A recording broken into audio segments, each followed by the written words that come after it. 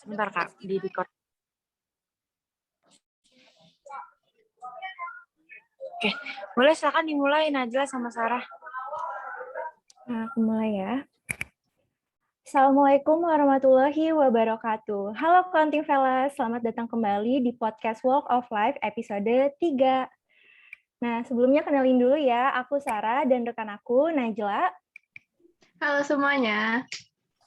Seperti biasa ya teman-teman, Walk of Life ini merupakan sebuah program dari bidang hubungan antar lembaga HMPS Akuntansi UIN Jakarta yang dirancang untuk melakukan sharing bersama narasumber-narasumber hebat untuk membahas isu-isu seputar dunia akuntansi yang tentunya nih lagi hits di kalangan mahasiswa.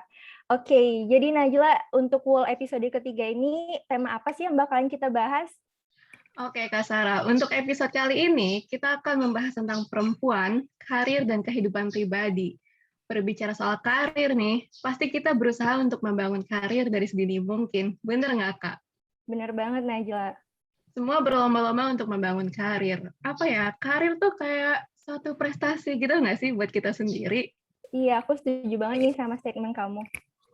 Nah, dalam membangun karir, kerap kali nih, perempuan dibilang, nggak usah lah punya karir, buat apa sih? Atau perempuan tuh nggak bisa loh menangani masalah dengan profesional karena perempuan tuh baperan. Sering kan kita dengar kayak gitu. Nah, omongan-omongan kayak gitu tuh kerap kali kesannya meng-underestimate perempuan untuk mempunyai karir dan personal life-nya. Maka dari itu, episode kali ini kita akan mengangkat tema career and personal life, who said women can have both? Wow, that sounds something interesting topic to talk about. Nah, selain topiknya nih yang interesting, tentunya kita juga mengundang narasumber yang amazing banget nih untuk kita ajak ngobrol-ngobrol bareng dan sharing terkait dengan tema ini. Sekarang kita sapa dulu yuk narasumber kita. Halo Kak Lara, selamat siang. Gimana nih Kak kabarnya? Siang, alhamdulillah baik. Sehat-sehat juga ya kalian ya. Alhamdulillah Kak, aku baik. Nah, teman-teman, Kak Laras ini merupakan salah seorang alumni akuntansi UIN Jakarta yang saat ini sedang bekerja sebagai auditor di salah satu platform kesehatan digital terbesar di Indonesia. Nah, pastinya pada curious dan pengen kenal lebih jauh nih sama Kak Laras. Well, aku pribadi juga ngerasain itu. Dan daripada penasaran nih, kita persilahkan kepada Kak Laras untuk memperkenalkan dirinya.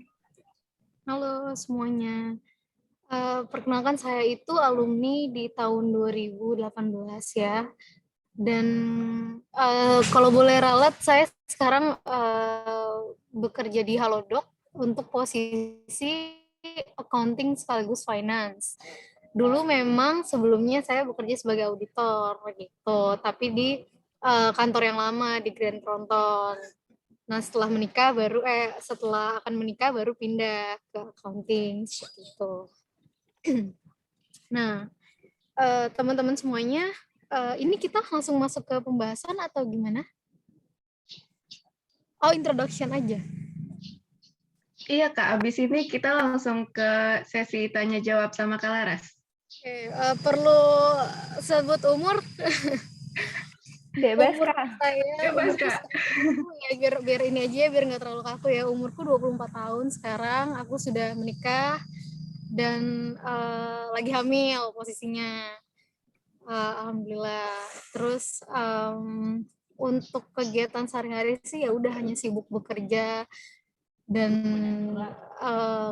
kesibukan lainnya ya paling namanya even kita udah bekerja, ada hal-hal yang harus kita selalu ingat kalau belajar itu perlu ya. Jadi di samping kerja kadang masih suka lah cari-cari berita segala macam gitu, yang bermanfaat lah untuk kehidupan kita juga gitu. Oke, kalau gitu kita langsung aja ya Kak, kita ke tanya-tanya nih. Kita tanya-tanya ringan dulu, kita flashback ke waktu kakak masa kuliah. Waktu kakak kuliah, apa sih mata kuliah yang paling kakak sukain? Kalau mata kuliah yang paling aku suka ya karena aku masuk accounting, yaitu dari akuntansi dasar ya dulu.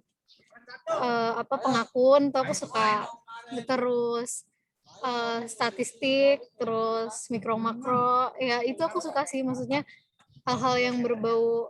Biasa kan kita kalau misalkan mau ujian tuh kalau udah berbau rumus gitu, maksudnya kalau ada rumus-rumusnya ya udah kita bisa solve itu soal-soal gitu, udah pasti gitu. Tapi kadang kan kalau hal-hal yang menyangkut kayak pendapat segala macam, nah itu kan orang kan punya mindset beda-beda. Nah aku makanya lebih prefer kalau pelajaran yang aku suka yaitu yang berbau hal-hal tentang rumus, pelajaran yang memang jawabannya udah pasti gitu. Oke, kalau tadi kita berbicara tentang mata kuliah yang disukain, sekarang momen apa sih yang paling berkesan ketika kakak kuliah? Kalau momen berkesan itu sebenarnya banyak banget ya yang nggak bisa, mungkin kita nggak bisa pilih salah satu gitu momen berkesan gitu. Tapi selama aku kuliah itu aku ngerasain ya di dunia kerja saat ini, kalau momen yang paling berkesan selama kita kuliah yang nanti suatu saat kita jalanin kita nggak akan bisa memutar waktu lagi, itu berorganisasi. Itu adalah momen yang paling menurut aku pembelajaran yang paling sangat berkesan dan membawa dampak banget buat kehidupan kita di setelahnya gitu. Oke, berbicara organisasi, kan kakak sekarang di accounting and finance ya kak? Iya betul.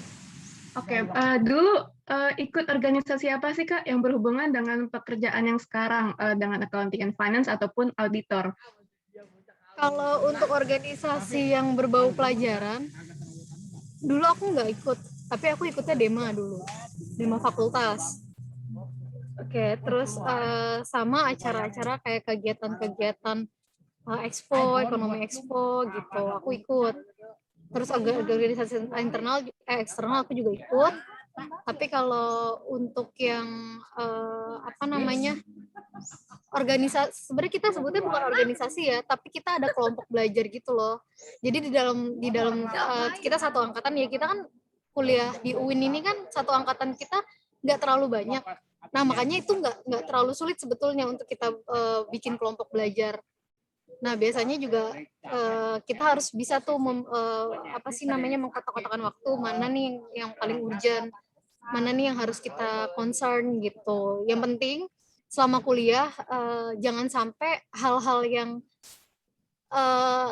kita sedang lakuin saat ini tuh membuat kita menyesal di kemudian hari karena kita nggak sempat melakukan itu gitu loh. Jadi selama kalian lagi berkuliah, masih ada waktu untuk menimba ilmu, alangkah baiknya kalian manfaatkan semaksimal mungkin untuk menggali ilmu-ilmu yang bisa kalian dapat dari manapun gitu. Terutama organisasi itu sangat berdampak sih.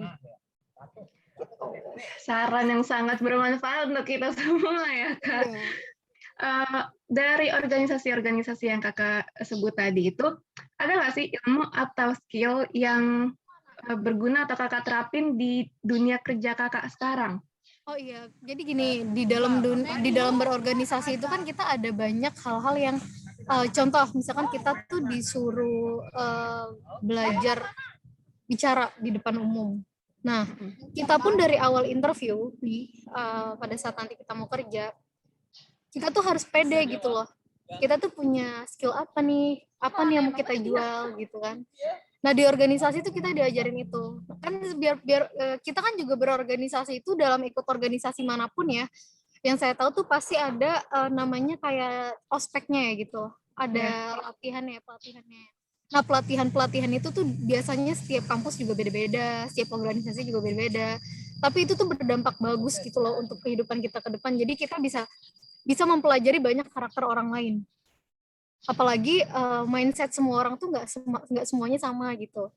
Nah gimana caranya nih kita awal-awal kita fresh grad waktu itu, pada saat itu ya, aku berpikir gimana caranya aku bisa membuat orang yang aku belum kenal ini percaya kalau aku ini punya kemampuan yang mereka butuhkan.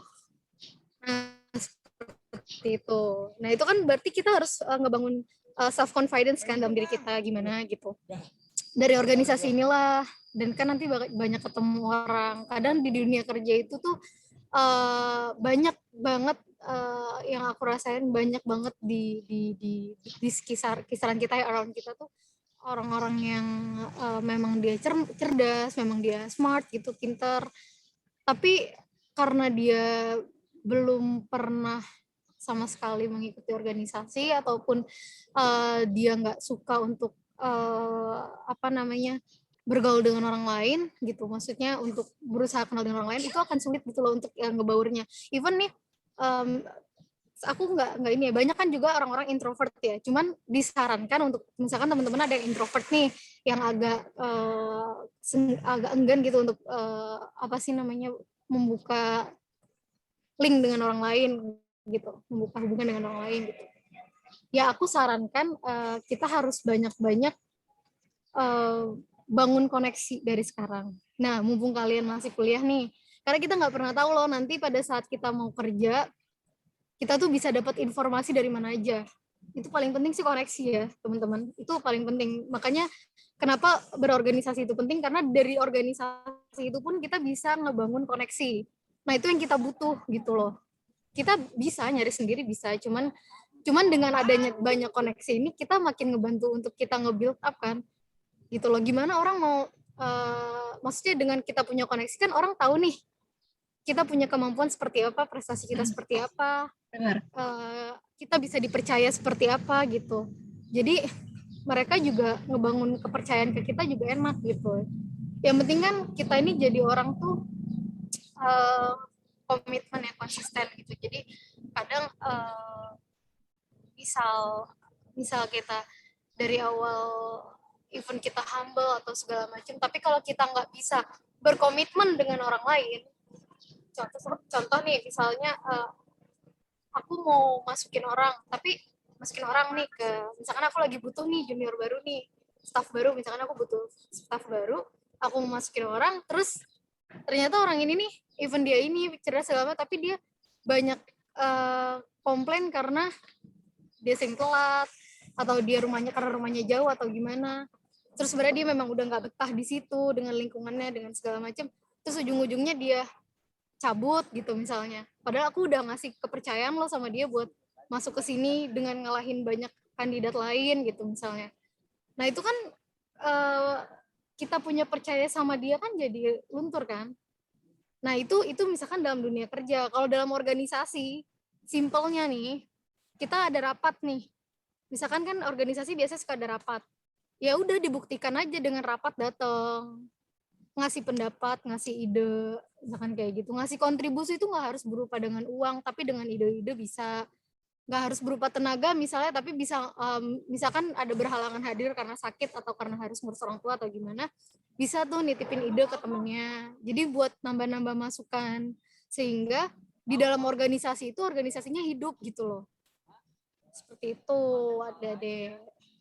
Jadi emang organisasi itu sebenarnya ngelatih kita untuk di dunia kerja nanti ya, Kak? Oh, sangat. Iya, menurut aku sangat ya. Dan kebetulan di lingkungan kerja dimanapun aku ada kenal sama orang yang menurut aku di dalam pekerjaan pun mereka ada prestasi ya. Prestasi itu dalam arti mereka promote, terus mereka kinerjanya bagus, salary-nya juga up gitu. Jadi ya rata-rata orang-orang yang kayak gitu tuh memang benar-benar orang yang dulunya tuh senang berorganisasi, bahkan nggak perlu nilai, maksudnya nilai kan hanya sekedar angka ya. Aja ya. Yang penting yang penting kita nih misalkan kita alumni akuntansi atau kita alumni manajemen ataupun kita alumni ekonomi atau alumni manapun, kita tahu nih kita tuh memegang gelar sarjana ini. Nah nanti ya kita megang gelar sarjana ini jangan sampai kita nggak bisa mempertanggungjawabkan gelar yang kita milikin gitu loh. Jadi intinya nggak harus kamu tuh mungkin ada teman-teman yang nggak bisa mengimbangkan antara berorganisasi dan belajar ya. Cuman yang paling penting itu gini, dasar-dasar dari gelar kamu itu kan berarti accountingnya dong. Berarti kamu harus kuat di accounting, kuat di pajak. Kalau di audit, jujur aku tuh dulu nggak begitu minat banget di audit. Tapi kecemplung aja ya udah kerjanya di audit gitu. Jadi kerjanya di audit, tapi banyak kan kayak gitu sih teman-temanku yang jadi auditor juga. Jadi karena kecemplung di audit, kerjanya di audit, ya udah lama-lama bisa gitu. Yang penting kita pede aja dulu dengan kemampuan, kita punya kemampuan accounting. Dan satu lagi, kemauan itu paling penting. Gitu loh. Kalau kita dari awalnya udah ngomong, nggak mau di pajak, nggak mau di accounting, nggak mau di auditing gitu misalnya.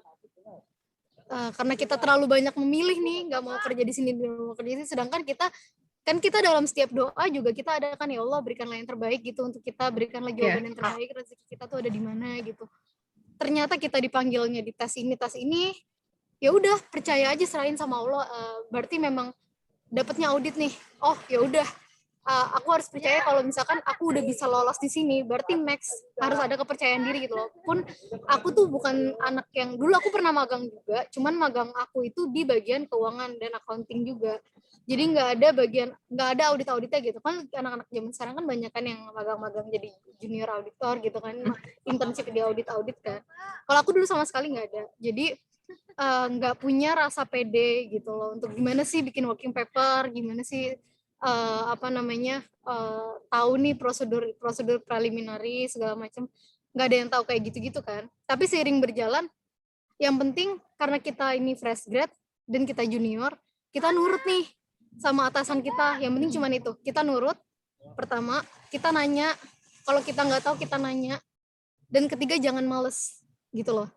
Itu yang paling penting, jangan males selama di dunia kerja nanti. Jadi kalaupun kita udah selesai, kita punya tanggung jawab, kita selesai nih, kita tanya lagi sama senior kita gitu, Kak ada yang perlu kita bantu nggak? Itu bakal nambah pengetahuan kita. Paling pertama tuh nambah pengetahuan kita, dan itu paling penting karena itu buat bekal nanti. Dan bisa jadi si senior ini bahkan akan menilai kita ini orangnya ini kompeten gitu loh, bukan orang yang malas, orang yang rajin, orang yang bertanggung jawab, orang yang teamwork. Itu paling penting tuh, orang yang dianggap kayak gitu. Jadi dia nanti karena kalau nanti kita masuk dunia audit itu setiap tahun ada promotion. Nah aku nggak bilang nggak semua orang tuh ada aja yang nggak promote gitu. Nah, kalau nggak promote biasanya itu mereka banyak kan cabut karena malu. Daripada mereka malu, kayak ibaratnya nggak ada kelas gitu loh. Kalau di dunia audit ya biasanya kayak gitu. Makanya aku bilang kenapa berkaitan dengan organisasi, karena di organisasi kita diajarin gimana caranya kita teamwork tadi. Kita teamwork, kita kerjasama, dan di dunia audit pun, di dunia nggak hanya audit, di dunia manapun kayak accounting atau finance atau nanti kamu masuk pajak, itu juga mereka akan nilai dari segi teamwork tadi gitu loh. Kan biar semuanya berjalan dengan baik harus ada teamwork tadi kan. Iya. Kayak gitu. Wah, ini sangat menarik ya jawaban dari Kak Laras. Ini harus kita catat dan kita ingat ya teman-teman. Oke, kalau tadi momen-momen yang berhubungan dengan dunia kerja dan menyenangkan lah ya Kak, bisa dibilang menyenangkan. Ada nggak sih momen yang bikin Kakak gemes gitu waktu kuliah, kayak kesulitan atau hambatan yang paling berkesan waktu Kakak kuliah dulu? Nyebutnya nggak enak ya. Dulu sebenarnya hambatannya itu ya namanya anak masih muda ya, masih zaman-zaman ya masih zaman-zaman inilah dulu zaman pacaran lah kayak gitu ya. Ya sebenarnya itu kayak apa ya, kalau kita sebutnya itu kayak ini aja, kayak apa sih namanya, kayak pengiring aja selama kita, tapi kita nggak pernah boleh lupa. Misalnya even kita punya pacar nanti atau gimana, banyak orang beberapa punya pandangan kalau itu penghalang ya kan? Banyak orang punya pandangan itu penghalang, tapi karena kalau putus misalnya tiba-tiba teman-teman ya, kita relasi sih, misalkan teman-teman patah hati sama cowok atau gimana atau sama cewek, itu kan nanti akan berpengaruh tuh psikologis terhadap pelajaran. Ya, benar, karena galau ya Kak. Ada yang pengaruhnya positif, ada yang pengaruhnya negatif. Yang pengaruhnya positif, dia makin makin mau berusaha ngebuktiin kalau dengan prestasi aku bisa membalas rasa sakit hati yang aku punya gitu. Tapi ada yang negatifnya, udahlah aku udah gak punya semangat kayak gitu. Karena biasanya kan mereka anak-anak zaman sekarang kan, karena aku ngerasainnya dulu ya, itu kan ada semangatnya gitu ya ke kampus. Jadi ibaratnya kalau misalkan kita nggak punya prestasi, kita nggak bisa, kita maksudnya kuliahnya juga setengah-setengah, itu kita malu sama pacar kita gitu loh. Apa yang dinilai lo? Kalau mau cantik doang atau mau baik doang atau mau setia doang banyak gitu loh. Tapi kita nggak punya nilai plus dalam diri kita gitu. Nah, Makanya dari situ pun harus dijadikan suatu motivasi dalam diri ya. Itu memang setiap orang beda-beda sih. Tapi menurut aku itu paling penting kita tahu gitu loh. Kita punya purpose yang utama itu apa. Jadi tujuan utama kita kuliah itu apa. Kalau dulu aku berpikir gini, aku dari awal, aku tuh dulu bukan lulusan SMA. Aku tuh dulu lulusan SMK. Nah, karena dulu aku lulusan SMK, aku ngerasa masuk negeri itu susah ya dulu. Maksudnya beda lah. Kayaknya aku nggak bisa deh kuliah di negeri gitu. Dulu aku sempat ada pikiran kayak gitu. Jadi aku sampai bener-bener dari dari awal masuk kelas 3 SMK, aku udah mulai tuh belajaran anak-anak IPS. Ya geografi, sejarah segala macam, supaya aku bisa mengikuti tes SBMPTN zaman dulu. SBMPTN itu tes yang kalau zaman aku sih yang kamu bisa milih apa UNJ, apa Unpad, apa UI yang kayak gitu loh. Oh iya sama. Ya di zaman aku yang kayak gitu. Nah pun aku ikut tes itu. Nah aku tuh ada perasaan yang aku awalnya nggak pede gitu, cuman aku ngerasa kayak aku nggak boleh nih kalah sama anak-anak SMA, aku bilang gitu. Aku setara loh, aku bisa loh masuk accounting. Justru malah ini kan jurusan yang udah sesuai sama passion aku gitu. Jadi aku harus bisa nih masuk accounting UIN gitu. Dan dulu sebenarnya sih maunya di luar kota, cuman karena berhubung yang deket rumah aja ya udah UIN gitu kan. Terus yaudah akhirnya aku ikut dan alhamdulillah aku udah niat dari sebelum aku masuk UIN tuh aku harus bisa masuk UIN dan aku harus bisa jadi lulusan terbaik di UIN. Itu sebenarnya sih kayak terlalu apa ya, dibilang kamu tuh terlalu punya ambisi yang gede banget gitu. Aku punya ambisi kayak gitu loh, karena aku sempat kecewa sama kenapa sih aku masuk SMK, kenapa sih aku nggak dimasukin SMA gitu loh. Dulu sempat ada konflik gitulah sama orang tua aku gitu loh. Kenapa sih aku nggak dimasukin ke SMA aja? Kenapa dulu NEM aku masih 36, which is aku bisa masuk SMA mana aja. Kenapa aku nggak boleh masuk SMA? Kenapa aku malah disuruhnya SMK? Dan itu kan disuruh sama orang tua kan kalau SMK. Padahal karena orang tua ngasih pilihan kalau kamu mau SMA kamu harus IPA. Nah aku nggak mau diatur kayak gitu. Aku maunya aku ngambil SMA aku IPS gitu. Tapi aku nggak boleh waktu itu. Jadi yaudah aku turutin tuh, aku ngambil accounting. Dan kebetulan pada saat itu orang tua mikirnya takutnya nanti kalau misalkan kamu masuk SMA, mama nggak bisa nguliahin gitu. Posisinya kan posisinya ayahku udah nggak ada kan, ayahku udah meninggal. Jadi oh yaudah aku ngerti. Akhirnya yaudah aku masuk UIN, alhamdulillah. Terus aku memang dari awal karena sakit hati di SMA tadi tuh nggak boleh masuk SMA. Aku mikir aku harus bisa nih ngalahin anak-anak SMA nih, aku mikirnya kayak gitu. Teman-teman aku yang anak-anak SMA nih, aku harus mikir kayak gitu kan. Jadi aku harus ngebuktiin kalau aku tuh anak SMK juga bisa. Karena dulu aku sempat dibully sama teman-teman SMP, dibulinya tuh cuma diceng-cengin doang kayak, ih kok lu masuknya SMK sih gitu. Kenapa nggak masuk sini aja gitu. Dulu ceritanya kita ada satu kelompok, kita mau masuk cheers bareng atau SMA, tapi nggak jadi. Ya udah akhirnya karena aku masuk SMK kan, jadi akhirnya suka gitu-gitu diceng-cengin. Ya aku di situ sempat kayak yang udahlah aku nggak peduli dimanapun, yang penting aku aku harus berhasil nih di dunia kuliah, masih ada bangku ke depannya gitu. Aku masih ada langkah ke depan di bangku kuliah itu. Ya, after that aku alhamdulillah masuk UIN dan aku memang udah punya ambisi dari awal aku masuk, aku harus jadi lulusan terbaik di antara semua anak-anak SMA yang ada di situ. Pun aku masuk, waktu itu kebetulan teman-teman sekelas aku banyak kan isinya anak-anak SBM sama Mandiri ya. Jadi anak Mandiri itu kebetulan banyak anak SMK juga. Tapi memang di UIN banyak kan sih alumni anak SMA. Nah, tapi aku merhatiin gitu loh. Memang kalau dari SMK, mungkin teman-teman juga ada yang dari alumni SMK, dulu masuk UIN itu satu semester pertama, satu semester kedua, itu pelajaran masih ya sama-sama aja lah, karena kan di SMK 3 tahun kita belajar accounting kan. Yeah. Dan itu pelajarannya tuh nggak ada geografi, nggak ada sejarah, nggak ada sosiologi, pokoknya accounting aja deh. Accounting, pajak, perbankan, udah gitu-gitu aja pelajarannya. Sama bunga-bunga, ngitung bunga-bunga gitu. Nah, selama di UIN ya kerasa. Jadi teman-teman yang dari SMA itu benar-benar start from zero. Tapi dari situ juga kita ngerasain, karena di UIN ya kuliahnya bukan yang bukan yang kelasnya banyak banget gitu, enggak. Kelasnya di UIN kan paling banyak 3 ya satu angkatan.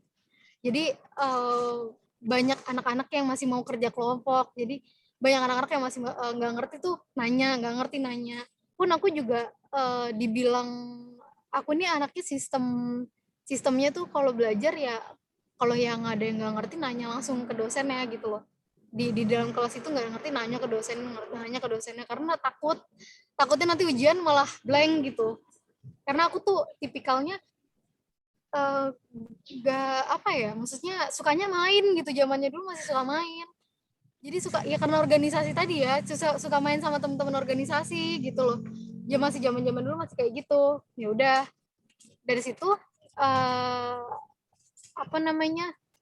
jadi banyak ada motivasi dalam diri. Ingat tadi ya, kembali lagi, kalau kamu punya pacar atau gimana, kamu tetap harus ingat motivasi dalam diri kamu yang paling pertama itu apa gitu loh. Dan misalkan dan aku dulu mikirnya kayak aku harus buat almarhum ayahku nih bangga nih, ada prestasi yang aku jalanin gitu, prestasi yang berhasil gitu. Jadi aku dulu dari awal udah mikir aku nggak boleh IPK aku di bawah 3,8. Padahal aku dulu jujur nggak ngerti range IPK ya, masih anak-anak SMA dulu masih nggak ngerti. Tapi aku tahu IPK paling bagus tuh 4 gitu. Ya udah aku bilang aku nggak boleh di bawah 3,8. Semester 1 IPK-nya 3,7. Terus ya udah kebetulan ya udah masih ada kesempatan nih, ternyata IPK itu nanti dirata-ratain selama selama 8 semester. Jadi masih ada kesempatan aku buat belajar lagi, memperbaiki. Dulu aku 3,7 nilai aku di agama sama apa sih? Yang 2 SKS PPKN itu aku nggak bagus gitu nilainya, teori-teori itu. Terus masih B nilainya gitu. Jadi berarti aku nilainya harus panis supaya aku nanti bisa ngedongkrak IPK aku, gimana caranya. Tapi di situ aku masih ada mau ikut organisasi. Nah, gimana tuh mikirnya, kan aku bingung ngemikirin waktunya. Jujur bingung ngemikirin waktunya. Tapi satu hal yang nggak pernah aku sesalin itu adalah aku seneng, aku nyaman belajar sampai pagi. Jadi kalau ujian, misalkan organisasi tetap nih organisasi, kan pulang kuliah organisasi. Ya which is kita udah capek kan rapat-rapat, jadi nggak ada waktu buat belajar gitu, udah males lah. Tapi setiap mau ujian, hamin ujian nih, misalkan dikabarin 2 minggu lagi UTS atau UAS, itu pasti 2 minggu sebelumnya aku sering nih pulang kuliah jam 5, let's say jam 5 atau lebih awal, kan beda-beda jam kuliah ya. Itu aku udah dari jam segitu aku tidur biasanya sholat, terus bangunnya maghrib, terus tidur lagi 2 jam sejam. Nah itu aku biasanya bener-bener tidur sampai pagi belajar gitu loh, sampai jam 3, terus aku tidur lagi kayak gitu. Hobinya ngalong, karena kalau nggak tahu, ada kalau anak tuh beda-beda ya, ada juga teman-teman yang mungkin belajarnya senangnya pas subuh bangun jam 3 subuh terus lanjut belajar sampai pagi lagi, ada yang kayak gitu. Tapi kalau aku tipikalnya yang seperti tadi, aku nyamannya aku bangun jam 7 atau jam 8, terus sholat isya, baru nanti tidur lagi sampai jam belajar lagi sampai jam 3, tidur lagi tuh. Bahkan kadang subuh kelewatan, tapi jangan ditiru ya, kalau bisa sih subuh bangun gitu, terus baru lanjut berangkat kuliah kayak gitu, dan nanti di review lagi. Tapi biasanya kalau aku udah sampai di bangku kampus nih, udah nggak mau buka buku lagi, udah capek gitu, aku harus inget nih tadi apa aja yang aku pelajarin gitu, rumus-rumusin aku jadi kalau beruntungnya kita berada di dalam jurusan accounting, yang kita perluin itu hanyalah latihan soal tuh, buku Kyoso, buku macam-macam ya dulu ya. Nah itu yang penting latihan soal, ada latihan soal di buku-buku Kyoso gitu. Jadi dulu sering nyari kunci jawabannya, kan ada tuh ya online gitu dari teman-teman sih. Nah itu buat latihan soal, itu paling ini sih, paling berefek sih di latihan soal itu gitu. Dan memang tadi kembali aku bilang, kalau ada hal yang kalian gak ngerti secara teoritis itu paling penting, yang aku rasain selama aku kerja itu pelajaran yang berbau pengakuan 1, pengakuan 2, AKM 1, AKM 2, AKL 1, AKL 2 itu bener-bener kepake sih gitu. Ya mungkin kalau kalian cuma jadi accounting ya nggak terlalu ya. Cuman kan sekarang kan kalau zaman-zaman sekarang kan lagi diterapin PSAK 717273. Nah itu tuh kepake lah, kita ada perhitungan-perhitungan fair value segala macam. Nah itu pakai untuk kita belajar itu. Pajak juga kepake. Even kalau misalkan jadi auditor, kita nggak perlu pinter banget pajak, tapi at least kita harus tahu pajak gitu kalau selama jadi auditor gitu. Dulu kebetulan aku audit di Grant Thornton kisaran 2,5 tahun. Pokoknya jadi auditor 2,5 tahun lah, terus habis itu baru pindah gitu. Dan aku ngerasain lah vibes-nya itu bener-bener kepake sih. Oke Kak, dari pembahasan kuliah ini kita akan loncat ke dunia pasca kampus. Ya. Dari Kak Lara sendiri, apa sih persiapan dan hal yang pertama kali dilakukan setelah Kakak lulus? Dulu kebetulan aku itu semester 8 itu ngambil magang gitu. Nah, magang itu penting ya teman-teman ya.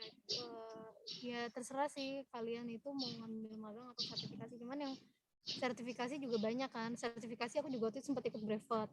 Tapi kalau setelah lulus ini, sebelum mau lulus nih, pas sambil skripsi, dulu aku sempat magang, terus berhenti karena aku nggak bisa fokus sama skripsi 1 bulan. Aku kejarin nih, aku harus selesai skripsi 1 bulan. Aku selesai, langsung nyari kerja. Pas lulus itu langsung nyari kerja. Nyari kerjanya itu dulu bener-bener aku mungkin satu-satunya alumni yang nggak berani ya waktu itu untuk langsung masuk ke Big Four. Kalian tahu kan Big Four? Iya. Nah, dulu aku nggak berani masuk ke Big Four karena aku takut lembur. Nah itu yang aku takut lembur. Jadi dulu masih ada perasaan yang nggak mau pulang pagi kayak gitu-gitu loh, takut sakit karena pernah dirawat di rumah sakit juga gara-gara kecapean magang waktu itu. Jadi aku nggak mau yang namanya nyusahin lah nanti gini-gini. Dulu kan mikirnya biaya rumah sakit mahal segala macam gitu. Jadi udah deh aku nggak mau ke Big Four dulu, aku mau di tempat yang biasa dulu aja. Yang penting aku dapat ilmunya nih. Dan aku nyebar di mana aja dulu, aku nyebar di MAP, Mitra di Perkasa tuh, aku nyebar jadi staf pajak waktu itu. Terus di auditor itu aku nyebarnya tuh di RSM, Moore Steven, sama di Grant Thornton. Nah kebetulan aku dapat ini di RSM aku dapat juga kebetulan. Cuman waktu di RSM tuh aku nggak ngambil karena waktu itu aku agak jiper. Jadi ya karena waktu interview user partnernya bilang kalau di sini nggak ada alumni UIN, dia bilang kayak gitu. Di sini kita sih banyak kan alumni UI, alumni UGM gitu. Tapi aku agak jiper kan di situ kan. Dari situ aku kayak yaudah Pak, pas aku tahu aku diterima, aku bilang nanti aku pikir-pikir lagi ya, aku bilang gitu. Kebetulan Moore Steven nih, aku keterima lah di Moore Steven. Terus aku keterima di Moore Steven 4 bulan doang, tapi aku di Moore Steven karena waktu itu aku ngaudit bank besar ya di sana ngauditnya, dan kebetulan dapatnya divisi bank yang menurut aku nggak suka gitu, karena kan aku mikir aku nggak mungkin selamanya mau jadi auditor gitu. Karena aku ini mikirnya karena aku ini paling maunya ya auditor, cuman aku maunya jangan bank lah gitu, maunya yang selain bank supaya aku bisa, dulu pemikiran aku ya, hanya pemikiran aku ya, padahal mah justru di mana aja tuh bagus loh, di divisi mana aja bagus gitu, termasuk bank tuh bagus, cuman untuk pemikiran aku pribadi aku waktu itu memang nggak mau di bank gitu. Akhirnya 4 bulan dari sana kan aku waktu itu keterima juga di Grant Thornton, tapi Grant Thornton itu ngabarinnya lama banget, jadi aku belum sempat interview user di Grant Thornton, baru tes tulis doang. Kebetulan dia ada 3 tahap, ada interview HR sama interview user.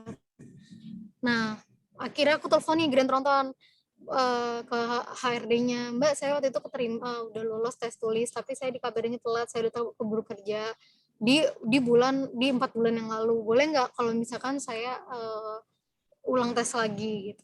Terus dia ngasih aku admission test, aku datang lah tuh tes tulis ke Grand Tronton. Tapi mereka bilang, ini data kamu udah ada, kamu udah pernah tes tulis di sini. Dan di Grand Tronton itu bedanya sama KPK lain, dia sama kayak RSM, sorry. Dia sama kayak RSM. Yang tes tulis itu banyak, Bang. Bener-bener kayak, apa ya, kayak ujian di kampus aja gitu, banyak yang tes tulis. Dan kebetulan waktu itu pas tes tulis yang kedua, aku bilang, aku mau ulang. Akhirnya mereka terima, proses mereka terima. Pindahlah aku ke Grand Tronton, ceritanya nih. Nah dari situ tuh menurut aku ya memang KP-nya second tier, tapi aku ngeliat di sini nyaman kok, kerja di sini nyaman, maksudnya dengan tunjangan-tunjangannya. Terus aku ngerasa kayak masuk rumah sakit tuh, aku sempat masuk jadi auditor tuh, aku sempat masuk rumah sakit 2 kali kalau nggak salah, 2 kali. Dan itu biaya rumah sakit aku tuh di cover semuanya. Jadi aku ngerasanya kayak ya udah sepadan kok gitu. Dan di sini memang tempat aku mikirnya memang ya udah nggak apa-apa kalau misalkan jadi auditor. Kalau seandainya rezeki aku di sini, aku jalanin di sini. Dengan bangganya gitu, dulu mikirnya ya dengan bangganya, cuman alumni accounting doang kok yang bisa kerja di sini gitu. Aku harusnya bangga lo bisa kerja di sini gitu loh. Alumni ekonomi, manajemen tuh nggak bisa masuk sini, cuman accounting doang. Dulu aku mikir kayak gitu. Jadi ya udah, aku jalanin ya audit. Selama aku jalanin, tapi aku punya pikiran di situ. Aku harus bisa jadiin audit ini batu loncatan aku untuk ke perusahaan yang lebih baik. Jadi gimana caranya aku di dalam kantor aku yang audit kemarin di Grand Tronton, gimana caranya aku bisa punya bekal yang banyak dari sana yang akan bermanfaat aku bawa ke kantor selanjutnya. Kayak gitu. Tapi sampai detik itu sih aku nggak maksudnya, ya kalau aku sih saranin adik-adik kalau bisa ke Big Four aja. Karena selama vibes yang aku rasain di teman-teman aku juga banyak kan yang masuk Big Four ya. Di Big Four itu sama aku 11-12. Aku berangkat kerja itu jam 7. Jam 7 aku berangkat kerja, pulang tuh jam 3 pagi. Aku di Cilengsi loh, posisinya tuh banyak kayak truk gede, aku bawa mobil sendiri. Dari Pangan ke Cilengsi. Terus akhirnya karena udah capek, aku nyawa kos-kosan lah di sana. Karena kan sempat field work di sana kan, dan waktu itu aku kebetulan klien aku TBK. Dan itu sebenarnya bukan klien tim aku, justru karena aku nih dulu tim lain, timnya partner A nih misalnya. Nah, tapi di partner A ini kebetulan nama aku terkenal gitu. Maksudnya terkenalnya tuh aku kan yang aku bilang tadi, karena aku sering berorganisasi ya, jadi aku hamba-hamba aja sama manajer-manajer udah kayak temen gitu. Jadi aku ditarik lah sama partner yang lebih senior lagi nih. Nah, partner yang lebih senior lagi ini kebetulan ngehandle klien TBK. Dan waktu itu manajernya itu anajer manajer timku juga gitu. Yang notabene aku juga nggak pernah satu engagement lah sama dia. Laki-laki nih manajerku. Terus akhirnya aku ikut dia. Dan si manajer aku yang ini di tim ini tuh juga megang klien besar juga. Jadi memang waktu itu aku ngerasainnya, aku di Grand Tronton nih, meskipun aku KP, maksudnya meskipun di Grand Tronton tuh banyak klien-klien yang kecil-kecil gitu, yang PT kecil-kecil, aku mikirnya aku gimana caranya aku bisa masuk klien-klien yang okem-okem gitu, yang kakap-kakap.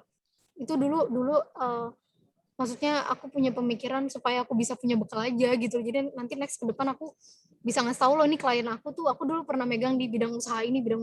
Jadi aku loncat-loncat. Waktu itu aku megang manufaktur waktu yang TBK itu, yang aku bilang aku pulang jam 3 pagi. Dan itu berlangsung selama kurang lebih 2 bulanan lah. 3 bulan. Pulangnya jam 3 pagi. Terus kadang akhirnya aku ngekos di daerah situ, terus kadang aku pulangnya ya udah Jumat, Minggu malamnya berangkat, kayak gitu aja hidupnya sampai 3 bulan. Terus setelah engagement selesai, udah rilis nih perusahaan TBK, kebetulan aku juga waktu itu disuruh megang induk sama parent, jadi bener-bener paling hectic deh, bener-bener paling hectic waktu itu, bantuin dia. Tapi di situ aku kayak nanya, ini tuh kalau ini caranya gimana, ini tuh dulu kan aku masih junior, jadi aku mikirnya aku penasaran nih yang dikerjain sama level associate tuh kayak gimana gitu, jadi belajar supaya bisa promote kan, hitung-hitung lah kan, karena manajernya kan yang akan menilai penilaian kita selama di sana, kita tuh promote apa enggak. Dan aku merasakan enggak semua orang yang kerja di KAP itu promote, ada aja yang nggak promote gitu, dan aku nggak mau itu terjadi sama aku gitu. Akhirnya aku lolos, aku diajak lah sama manajer aku ini masuk ke timnya dia, aku ditarik lagi timnya dia. Kebetulan aku kerja di Kalimantan waktu itu, 3 bulan pulang, 3 bulan pulang, kayak gitu di Kalimantan. Ya alhamdulillah sih aku ngerasain di situ puncak, maksudnya aku ngerasain nyaman banget. Aku hidupnya tuh kayak aku tinggal di hotel bintang selama 3 bulan berturut-turut, terus aku bisa makan enak apa aja, aku dikasih mobil, aku dikasih fasilitas laundry, bensin, segala macam gitu. Kayak memang pekerjaannya enak, cuman memang kerjanya juga sampai pagi tuh. Yang kemarin aku di Cilengsi tadi, yang aku bawa mobil itu di Jakarta Cilengsi itu, aku sempat masuk rumah sakit tapi pulang gitu. Nah di Kalimantan aku masuk rumah sakit lagi gara-gara jam 4 sampai jam 4 gitu. Tapi aku kan waktu itu kebetulan untungnya manajer aku nggak ikut gitu. Jadi yang tahu aku masuk rumah sakit cuma senior aku doang. Dokter tuh udah bilang, kamu harus dirawat di sini nih 1 minggu gitu. Terus aku bilang, saya di sini tuh buat kerja dok, bukan buat sakit dok. Jadi saya minta tolong ya, saya dikasih obat aja, nanti saya di rumah aja gitu, di hotel aja, nanti saya bisa sambil kerja. Cuman ya dilala memang waktu itu aku mikir aku semangatnya aku harus sembuh nih, aku nggak boleh nih ketahuan sakit sama manajer aku. Aku takut kalau manajer aku sampai tahu aku sakit gitu. Takutnya tuh nanti dia pertama ngerepotin dia, kedua penilaian. Aku mikirin tuh bener-bener mikirin image penilaian aku banget. Jadi aku mikirin gimana caranya kerjaan aku harus udah selesai. Pokoknya kerjaan aku nggak boleh ada yang berantakan gara-gara aku sakit gitu. Aku mikir aku harus profesional lah di situ. Intinya aku cuma minta istirahat 1 hari. Kebetulan aku sakit hari Jumat ya, aku istirahat di hari Sabtu. Ya udah aku istirahat, bed rest. Minggunya aku udah bisa melakukan aktivitas lagi gitu loh. Jadi memang ada keinginan besar buat sembuh gitu loh. Gak boleh nih sakitnya, gak boleh dirasain nih gitu waktu itu. Sakitnya gak boleh aku rasain, aku harus sembuh. Ya udah. Di situ aku ngerasa, ya, tapi aku nggak kapok. Jadi aku senang-senang aja. Jadi suatu hal yang aku ini udah survive loh di kemarin masuk rumah sakit, saat ini aku juga harus survive lagi. Nah kan aku balik lagi ke Kalimantan, terus kan aku pulang ke Jakarta, terus 3 bulan di Jakarta, balik lagi ke Kalimantan untuk audit yang final ya. Tadi kan masih interim, ini audit yang final. Ya udah aku mikir aku harus survive nih, aku harus belajar dari yang kemarin, aku nggak boleh sakit segala macam. Pertama aku nggak boleh makan yang sembarangan, aku nggak boleh itu kemarin aku sakit gara-gara aku makannya tuh makan pecel lele gitu loh. Jadi aku pikir udah aku nggak boleh makan sembarangan, aku makan yang sehat-sehat aja, aku nggak usah makan junk food, pokoknya aku makan sayur, makan yang bergizi kayak gitu, karena aku udah tahu nih tenaga aku diforsir banget. Itu buat pelajaran. Nah akhirnya karena udah selesai pengalaman ngaudit keluar kota gitu, kebetulan waktu itu aku megangnya kelapa sawit. Jadi aku udah punya bekal nih 2, manufaktur udah, kelapa sawit udah.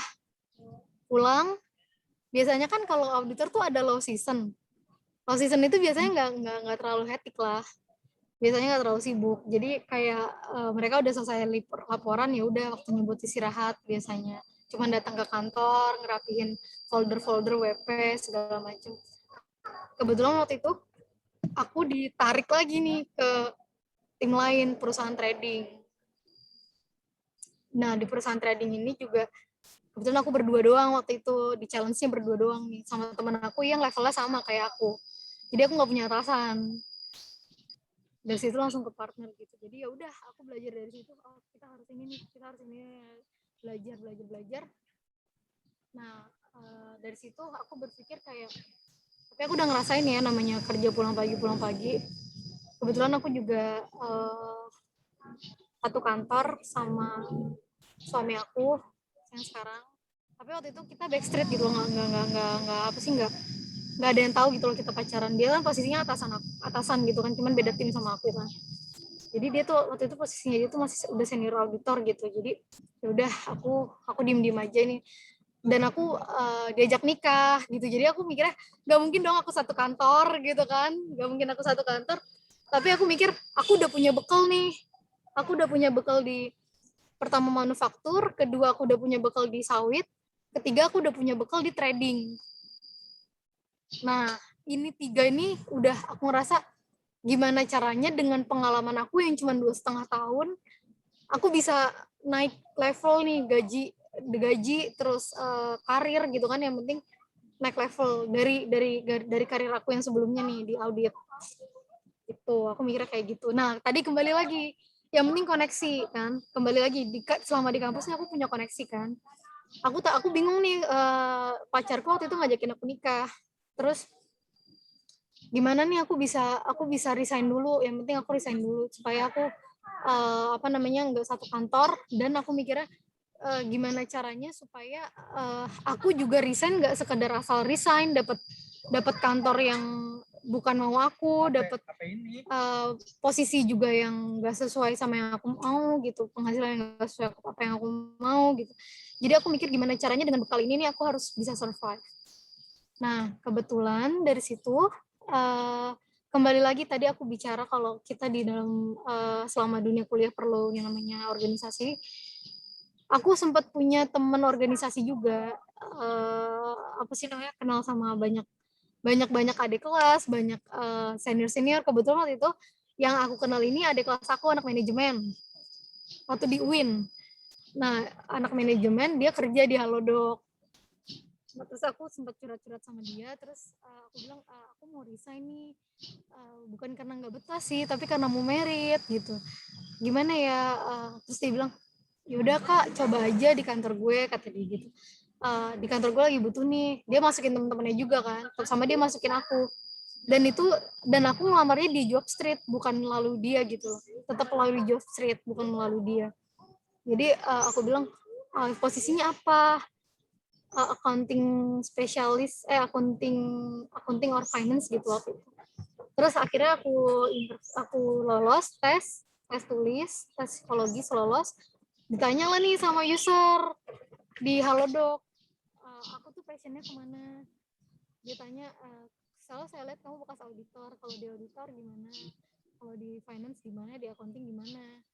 Nah di situ tuh campur aduk ya perasaannya. Kayak kalau finance itu kamu nggak mesti jurusan akuntansi, tapi kamu sarjana ekonomi kamu bisa masuk finance. Kalau accounting, kamu dari lulusan accounting dong. Maksudnya karena kan mereka nggak belajar accounting banget kan gitu. Kalau auditor, aku kayak ngulang dari nol karena auditor internal sama auditor eksternal itu beda gitu. Maksudnya mereka kalau auditor internal lebih ke kontrol dalamnya tuh, kontrol perusahaan ya, internal kontrolnya dia kayak gimana. Maksudnya SOP kayak gitu loh, bukan nggak berbau accounting sebenarnya, nggak banyak berbau accounting, tapi lebih ke kontrol perusahaannya itu gimana. Jadi aku di situ pas ditanyain kayak gitu, aku punya perasaan yang aduh aku harus bisa ngasih jawaban 5 detik nih gimana nih gitu. Aku cuma jawab kalau jujur kalau saya ditanya saya punya passion di mana, saya sih yakin ya saya bisa masuk passion semuanya. Tapi kalau interestnya saya di mana, wah aku harus jawab kayak gitu. Kalau interestnya saya di mana, saya lebih pede saya masuk accounting. Aku bilang kayak gitu. Jadi aku mikirnya mana nih yang kira-kira aku ngerasa aku bisa survive. Karena kita nggak cuma kerja itu asal kerja, tapi kita harus mikir nih ke depannya nih kita harus punya jenjang karir yang bagus gitu loh. Nggak selamanya kita nge-stuck. Karena aku berpikir gitu loh, kalau kita nanti kerja, misalkan let's say adik-adik mau lanjut di accounting, Nah, agak susah gitu loh banyak teman-teman juga yang dari accounting tuh naik ke supervisor. Cuman untuk naiknya itu tuh sebenarnya agak susah di beberapa perusahaan karena mereka pertama bakal mempertimbangkan orang-orang lama, kedua rezeki-rezekian lagi tadi masalah passion ya. Kamu harus kelihatan lah kamu punya passion di situ, kamu prestasi di situ gitu. Makanya aku nyari yang paling amannya ya udah aku ngambil accounting aja. Apa yang aku pede itu aku ambil. Terus ya udah akhirnya aku bilang aku pedenya di accounting, yaudah dia masukin aku di accounting. Itu pertama kalinya aku kerja sebagai accounting di situ. Tapi pas aku liatin pekerjaannya, flow-nya ini aku kerjain finance, bukan accounting. Kalau accounting itu kan kerjanya ngejurnal, ya kan? Yeah. Tapi kalau ini yang aku jalanin itu adalah lebih ke finance gitu. Seiring berapa lama, kisaran 3 bulan probation, terus startup kan waktu itu udah startup, pas 5 bulan kerja, 5 ke 6 bulan itu, aku pindah nih. Ceritanya mungkin mereka ada penilaian atau kayak gimana, aku diangkat lah jadi megang satu PT sendiri gitu, bikin financial statement. Biasanya itu kerjaan manajer-manajer atau admin ya. Cuman waktu itu posisinya aku masih accounting and finance specialist lah, masih finance specialist lah jatuhnya. Tulisannya sih accounting, tapi yang aku rasain di situ waktu itu aku masih finance gitu. Akhirnya sekarang aku masuklah ke jabatan accounting and finance specialist. Jadi aku pegang 2, accounting iya, finance-nya iya. Nah, di situ kan aku ngerasain perubahan yang maksudnya aku belum setahun tapi udah ada perubahan di dalam karir aku. Ya udah aku harus tingkat ini gimana caranya kayak gitu. Berjalannya waktu gimana. Jujur sih yang aku rasain kalau kita compare ya intinya mau kamu bekerja dimanapun, yang penting satu, kamu tahu kalau misalkan kamu bekerja itu nggak hanya asal bekerja, tapi kamu bekerja itu kamu harus punya bekal gitu loh. Kamu harus punya sesuatu gitu. Sesuatu yang buat jadi nilai jual kamu lah tuh apa. Dari zaman kuliah lah kamu harus sudah punya pemikiran itu. Pas kamu kuliah gini kamu harus tahu nih, kamu nanya-nanya sama aku bisa, sama teman-teman kamu bisa yang kerja itu kayak gimana gitu. Jadi seenggaknya ketika nanti kamu interview atau gimana, kamu tuh udah ada pandangan gitu lah. Akan kamu bawa bekalmu nih apa gitu. Kalau kita udah punya bekal, kita mau kerja dimanapun, kita mau nego gaji berapapun, perusahaan tuh pasti nggak akan think twice lah buat nge-hire kita gitu loh. Nggak peduli kita nih baru berapa tahun lah ibaratnya pengalamannya gitu. Jadi ya yang aku rasain sih selama aku bekerja dengan bekal audit tadi, aku ngerasainnya di Halodoc aku bisa nego, di Halodoc aku juga ibaratnya kerjaan aku mudah, karena kan sebelumnya tadi aku bilang pada saat jadi auditor tuh aku udah kebanting-banting banget kan ibaratnya. Jujur jadi auditor tuh karena selama kita kuliah ini kan gak ada tuh kita belajar jadi auditor gimana. Yang kita tahu apa sih kalau belajar auditor tuh cuman internal control, terus cuman asersi-asersi, teori-teori kan. Jujur banyak kan teori-teori kan. Kalau auditor tuh nggak ada prakteknya. Paling praktek auditnya juga nggak terlalu, di UIN tuh nggak terlalu, nggak terlalu clear lah. Kalau yang aku compare ya sama teman-teman yang cerita-cerita di kampusnya lain tuh, mereka kampus-kampus lain tuh biasanya mereka udah ada praktik auditnya tuh udah berjalan banget gitu. Tapi kalau di UIN yang aku rasain strongnya UIN itu di accountingnya dia. Jadi bekal yang dari UIN itu untuk jadi senior dari level asosiat, mungkin dari level junior ya kampus-kampus lain udah pada dilatih lah ibaratnya buat jadi junior tuh gimana. Tapi kalau untuk level di asosiat sama senior itu di UIN udah dilatih duluan tuh, di accountingnya udah kuat dia. Itu yang aku rasain ya, di UIN tuh accountingnya udah kuat. Maksudnya pelajaran dosen-dosen yang ngajar accounting gitu, kamu tanya-tanyain deh kalau misalnya ada yang nggak ngerti, itu benar-benar kepake sih.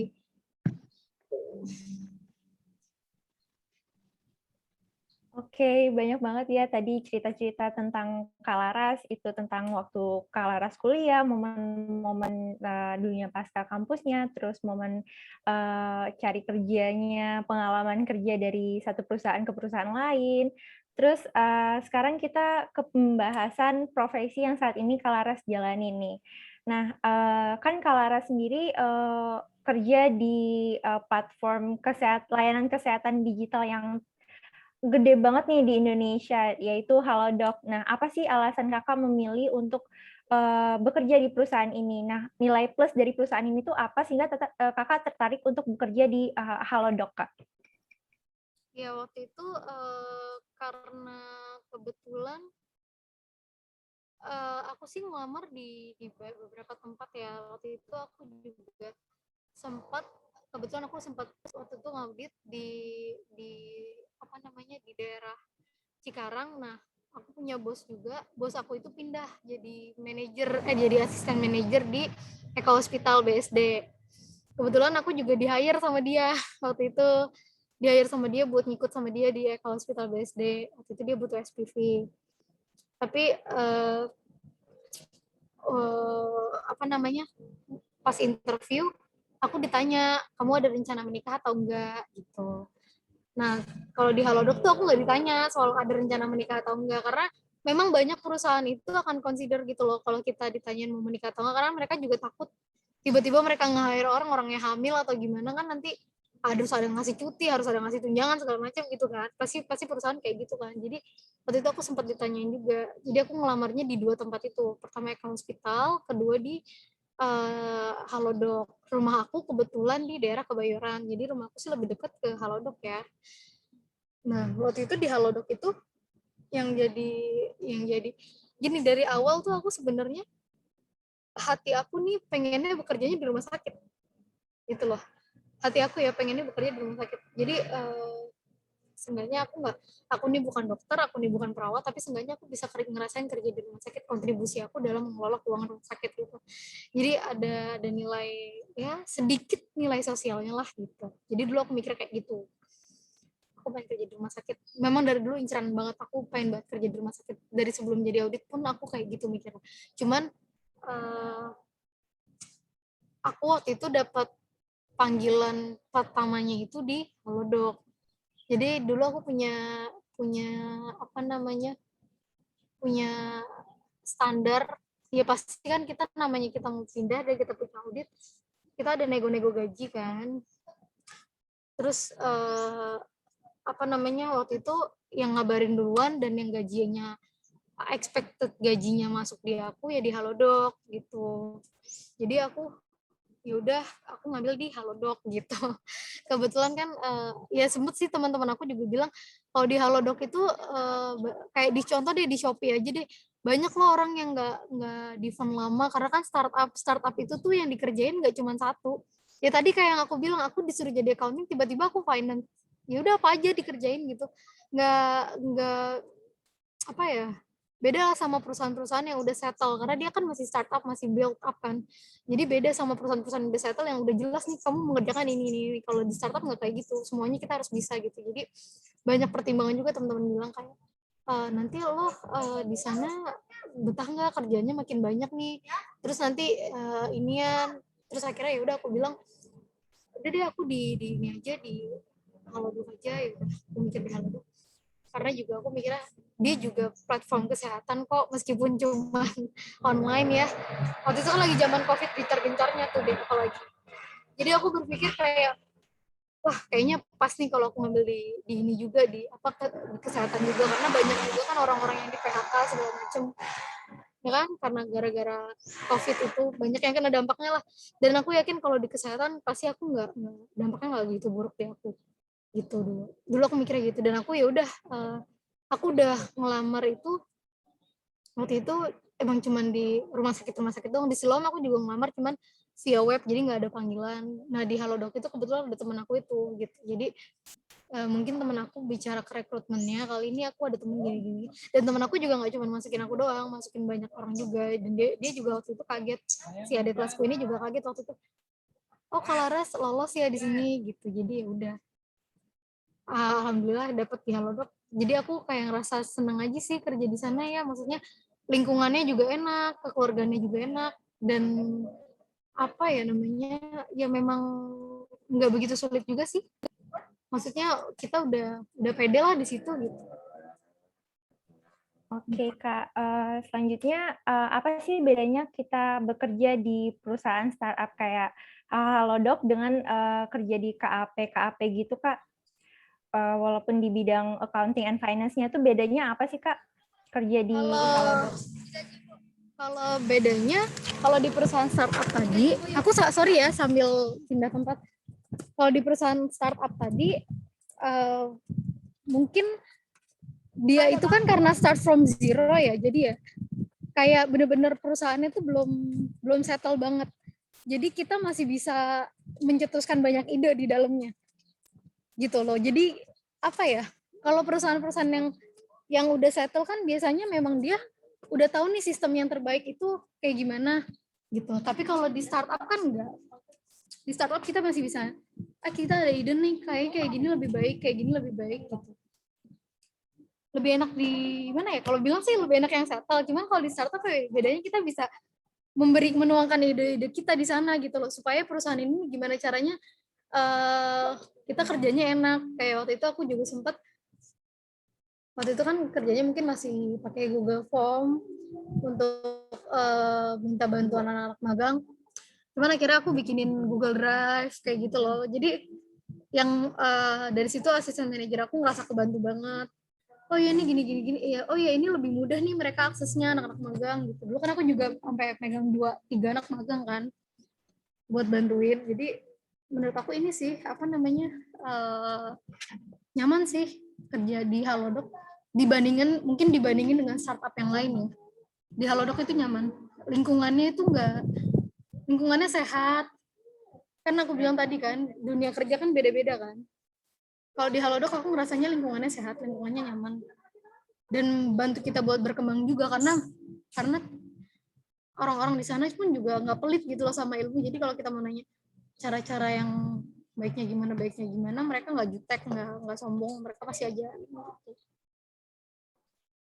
Oke, Kak. Jadi poin plus dari kita kerja di startup itu adalah kita bebas beridea ya, Kak. Bebas beropini, mengungkapkan ide-ide kita. Nah, kan sekarang Kakak bekerja sebagai di bidang accounting and finance ya, Kak. Terus pasti teman-teman mahasiswa nih banyak banget nih yang pengen kerja juga di startup, terus di bidang accounting and finance tentunya. Nah, value atau poin plus yang harus kita miliki untuk bisa bekerja di lingkungan pekerjaan startup itu seperti apa sih, Kak? Pertama sih tadi kembali lagi kita harus punya skill ya, kita harus punya bekal dulu. Kalau kantor startup itu tuh banyak kan nggak welcome sama fresh grad biasanya ya, aku nggak bilang semuanya, biasanya. Karena kan kita ngincer juga kerja itu yang kalau bisa jangan outsource lah, kalau bisa yang karyawan tetap gitu loh, yang memang kita tuh nanti diangkat gitu, jangan yang karyawan cuma outsource doang kalau bisa, supaya nggak tiba-tiba kita di-cut, kita jobless gitu kan. Maksudnya ada jaminan lah kita bekerja gitu. Tipsnya ya kembali lagi, baiknya kalau kamu mau kerja di startup, kamu kerja dulu di audit pertama atau kamu di accounting manapun, kamu punya pengalaman baru kamu pindah ke startup. Karena kalau kerja di startup itu banyak kan orang kan ngincer ini ya, negosiasi gaji ya. Kalau di startup biasanya kan orang startup tuh welcome aja kan, kita mau nego gaji berapa. Makanya pasti mereka juga mempertimbangkan pasti orang yang lebih berpengalaman daripada orang yang nggak punya pengalaman, cuman modal teori doang. Kadang mereka nggak terlalu interest ke sana, tapi mereka interest sama orang-orang yang maksudnya udah pede, punya pengalaman gitu. Yang penting pede dan pengalaman itu. Pengalaman yang nomor 1, kedua pede. Oke, kayak jadi pede sama pengalaman yang kita miliki buat kerja di startup itu emang penting banget ya, Kak. Nah, apakah menurut Kakak nih, apakah passion itu adalah hal yang sangat penting yang harus kita miliki ketika kita ingin bekerja itu, Kak? Memilih pekerjaan. Iya dong. Alasannya apa, Kak? Kalau kita nggak punya passion, maksudnya kalau kita nggak tahu passion kita di mana, itu bahaya. Justru yang paling pertama tuh kita harus tahu dulu passion kita di mana. Dan aku nggak bilang ya kalau misalkan kalian masuk accounting, kalian juga harus masuk accounting, enggak. terserah kalian mau masuk kemanapun, yang penting kalian nyaman jalaninnya, kalian happy, kalian comfort, kalian yakin di situ kalian bisa naik karir, kalian pasti apa namanya punya jalan lah.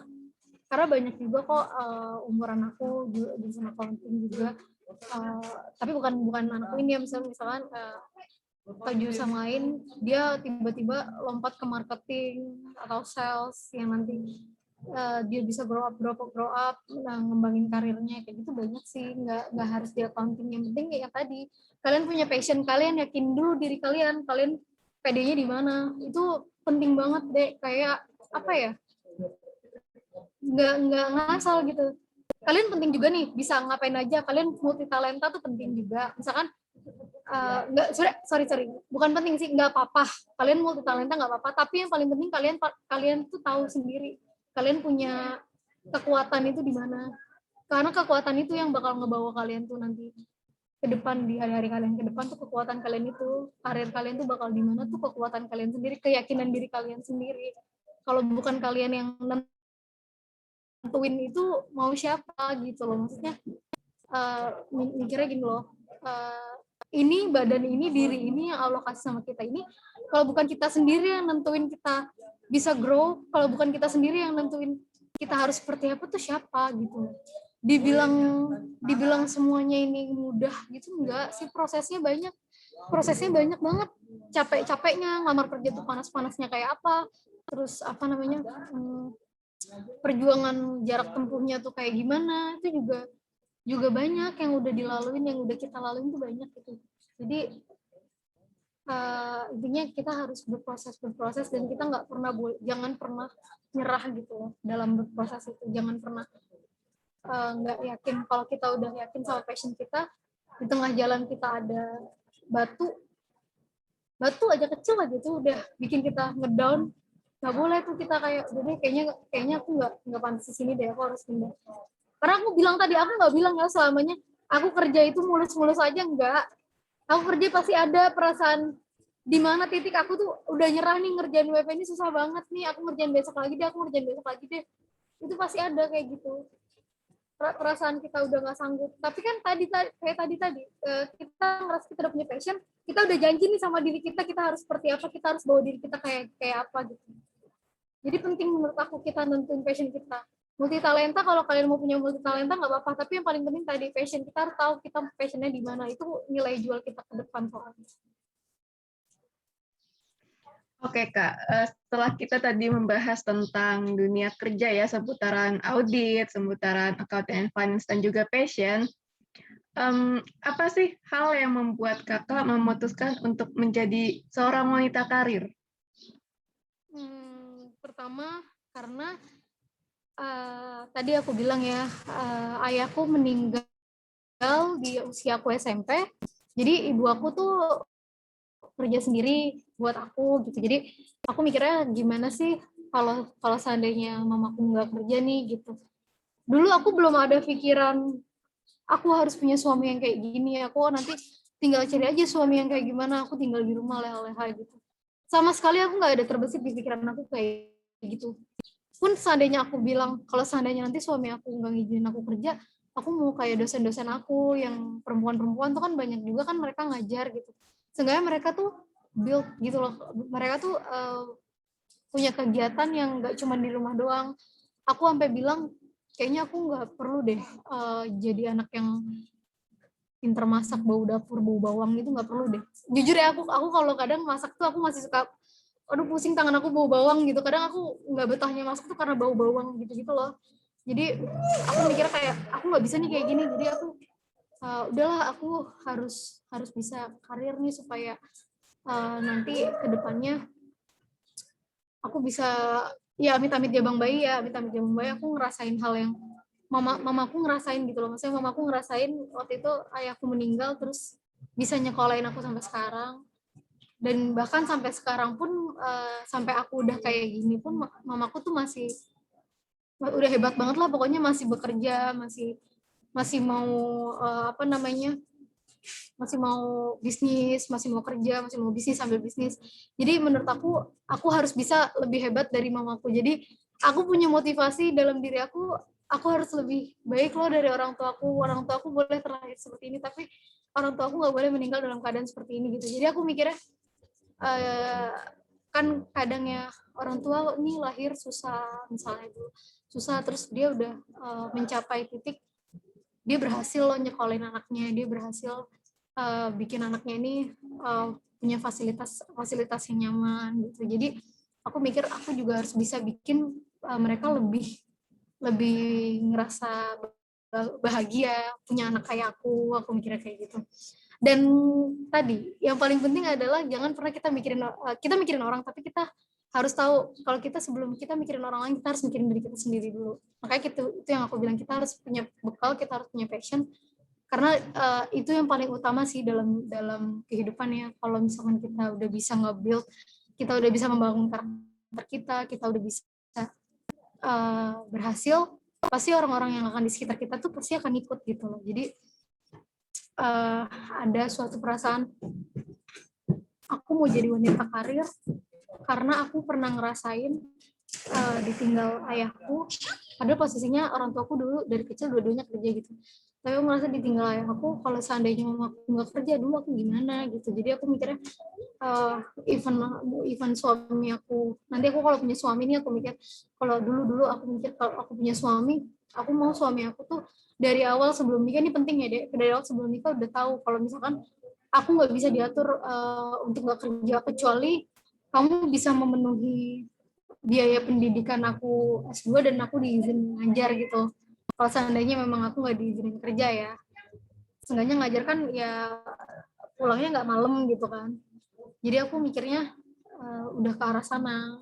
Aku nggak mau cuman di rumah doang, karena aku mikirnya nanti kalau aku di rumah doang ya oke lah pekerjaan aku mulia ya, nggak semua orang bisa juga jadi ibu rumah tangga doang gitu. Tapi aku mikirnya kalau aku di rumah doang nanti ibu aku gimana gitu, dan aku mikir kalau aku karir seenggaknya aku bisa punya tabungan sendiri.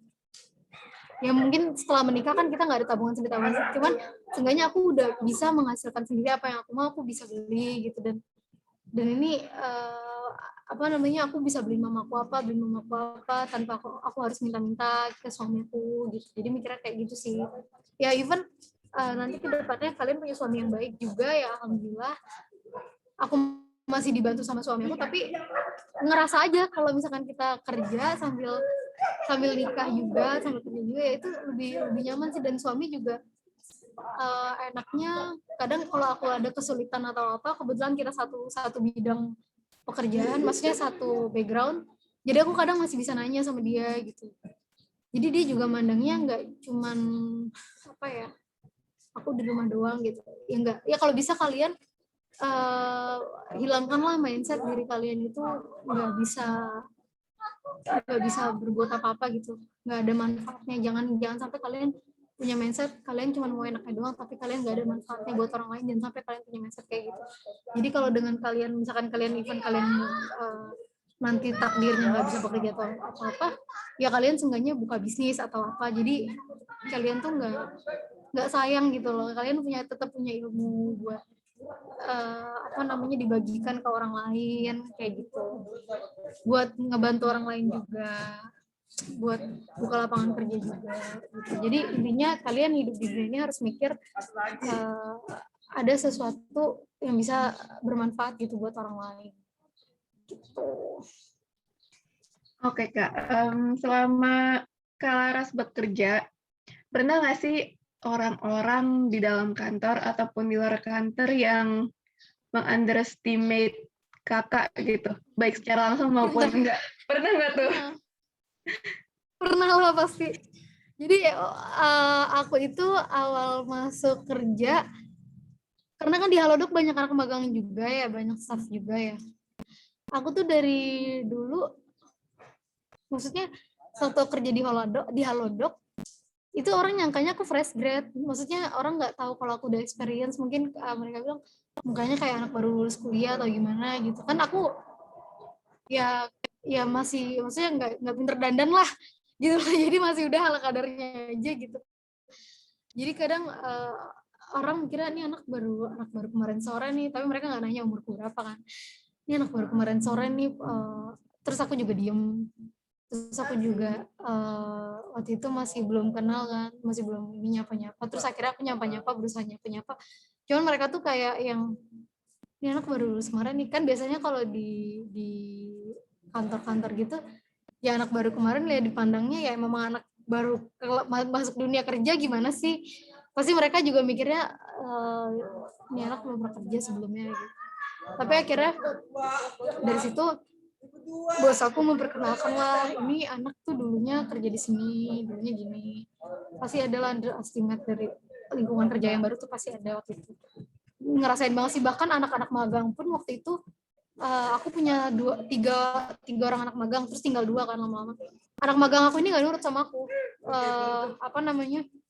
Waktu hari 1, hari pertama, hari kedua, hari ketiga tuh dia nggak nurut sama aku. Jadi aku minta tolongin apa, dia nanya dulu ke bos aku, ngasih tahu kalau misalkan aku minta tolong apa, minta tolong apa. Tapi pas akhirnya mereka tahu aku ini, mungkin mereka cari aku di LinkedIn atau gimana, atau mereka nanya, kakak dulu ini ya kerja di sini ya, dia nanya kayak gitu kan, anak-anak magang biasa lah, kakak dulu kerja di sini, kerja di sini. Baru mereka nurut sama aku gitu. Jadi awal-awalnya mereka yang mandangnya aku sama mereka sepantaran, karena kan mereka masih magang kan, sedangkan mereka mungkin mandangnya aku baru lulus gitu. Underestimate kayak gitu ada di lingkungan kantor. Kalau di lingkungan di lingkungan pribadi sih ya underestimate-nya ya nggak terlalu sih deh, karena kalau di lingkungan keluarga atau di lingkungan di lingkungan sekolah atau apa, aku nggak pernah berusaha nyari musuh atau nggak pernah dimusuh. Maksudnya mungkin ada aja yang nggak suka sama aku gitu, tapi aku nggak pernah nunjukin kalau aku ini orangnya songong, atau aku nunjukin kalau aku ini orang apaan sih, sok kenal lo gini, enggak. Tapi aku tetap senyum-senyum aja. Misalnya kita harus tetap ngasih positive vibes saja ke orang, jadi nggak perlu berburuk sangka atau apa. Yang penting dalam diri kita yakin kalau kita punya niat hati kita tuh baik gitu dari awal.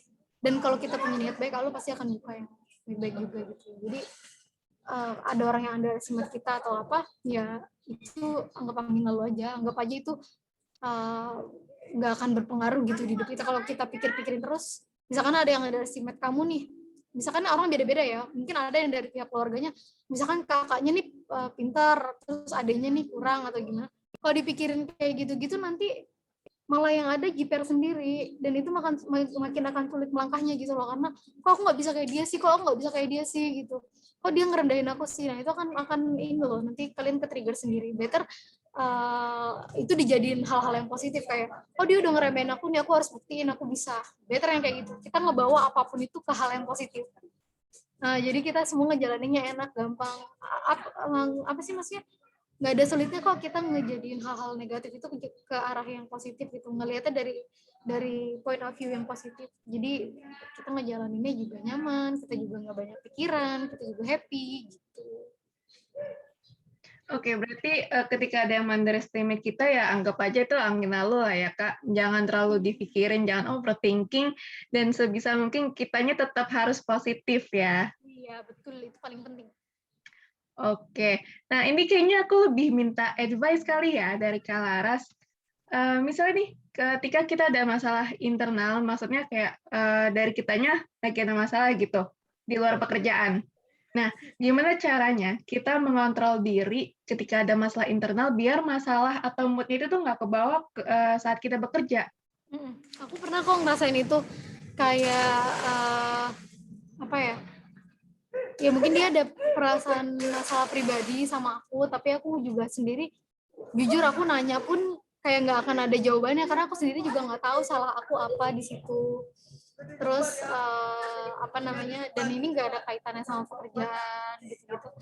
Ya aku sih tetap ya di dalam, jadinya aku pernah punya, kadang kalau kita punya atasan cewek, mungkin ya ini beberapa sih, banyak kan ya, atasan cewek belum married, biasanya mereka kan akan rada-rada sensi, dan itu moody, mereka tuh biasanya moody, apalagi kalau cewek, atasan cewek itu moody. Jadi kadang kalau misalkan dia ada konflik internal sama kita yang kita sendiri juga nggak tahu. Kan kalau kita salah harusnya kita minta maaf dong. Aku pun pribadi kalau aku ada kesalahan di pekerjaan, aku pasti minta maaf sama atasan aku. Maaf ya Ci, aku salah nih ngerjain ini. Ini aku perbaikin. Pasti kita ada dong kayak gitu. Tapi kalau ini kita nggak tahu salah kita apa, sedangkan kita harus tetap bekerja sama dia, kita harus tetap satu tim sama dia, ya udah cukup. Kan tadi aku bilang aku ini orangnya humble, tapi cukup udah. Kita lihat moodnya dia. Kalau moodnya dia lagi enak, kita ajak bercanda. Tapi kalau misalkan moodnya dia itu tetap negatif, ya udah kita tetap bekerja sekedarnya. Kita nyajin pekerjaan kita tuh yang dia butuh, dia butuh apa, kita sajin apa, ya udah sesuai sama memang kita udah mengerjakan itu gitu loh intinya. Kita nggak lepas tanggung jawab kita, yang penting kita tahu tanggung jawab kita apa. Di dunia kerja itu sama dunia kuliah beda deh. Dunia kerja itu sebaik-baiknya orang di dunia kerja, karena ini mindset aku pribadi aja sih. Aku mikirnya sebaik-baiknya orang di dunia kerja, mereka itu bukan orang-orang yang menuntut ilmu bareng sama aku. Beda sama teman-teman kuliah kamu.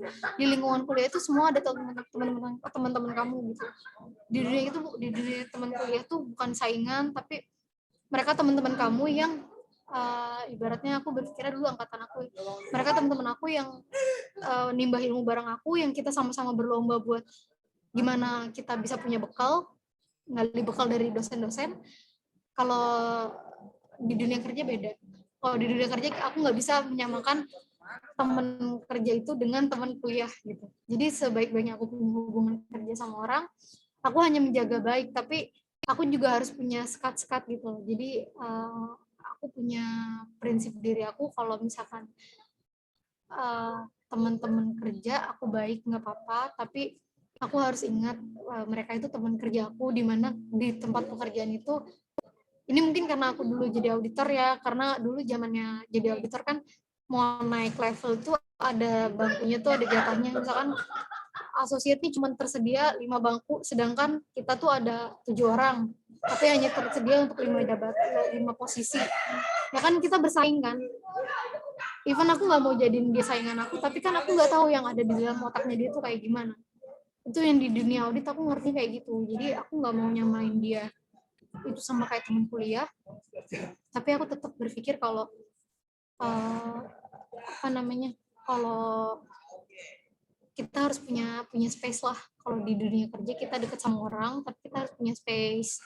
Jangan sampai kejadian-kejadian, kan banyak juga teman-teman yang kejadian, teman-temanku yang kejadian terlalu dekat sama teman kerjanya, yang ada malah disenggol atau gimana. Itu kan jangan sampai terjadi. Bukannya ngasih hal yang jelek-jelek, enggak deh. Cuman kita tetap punya positive vibes ke orang lain, tapi kita harus tahu teman-teman yang berjuang sama kita untuk menuntut ilmu itu beda sama teman-teman yang berjuang sama kita untuk mencari uang gitu loh. Maksudnya berburu uang tuh beda gitu. Jadi kayak gitu menurut aku ini sih harus diperhatiin sih. Makanya lebih advice-nya untuk masalah internal tadi lebih profesional aja, lebih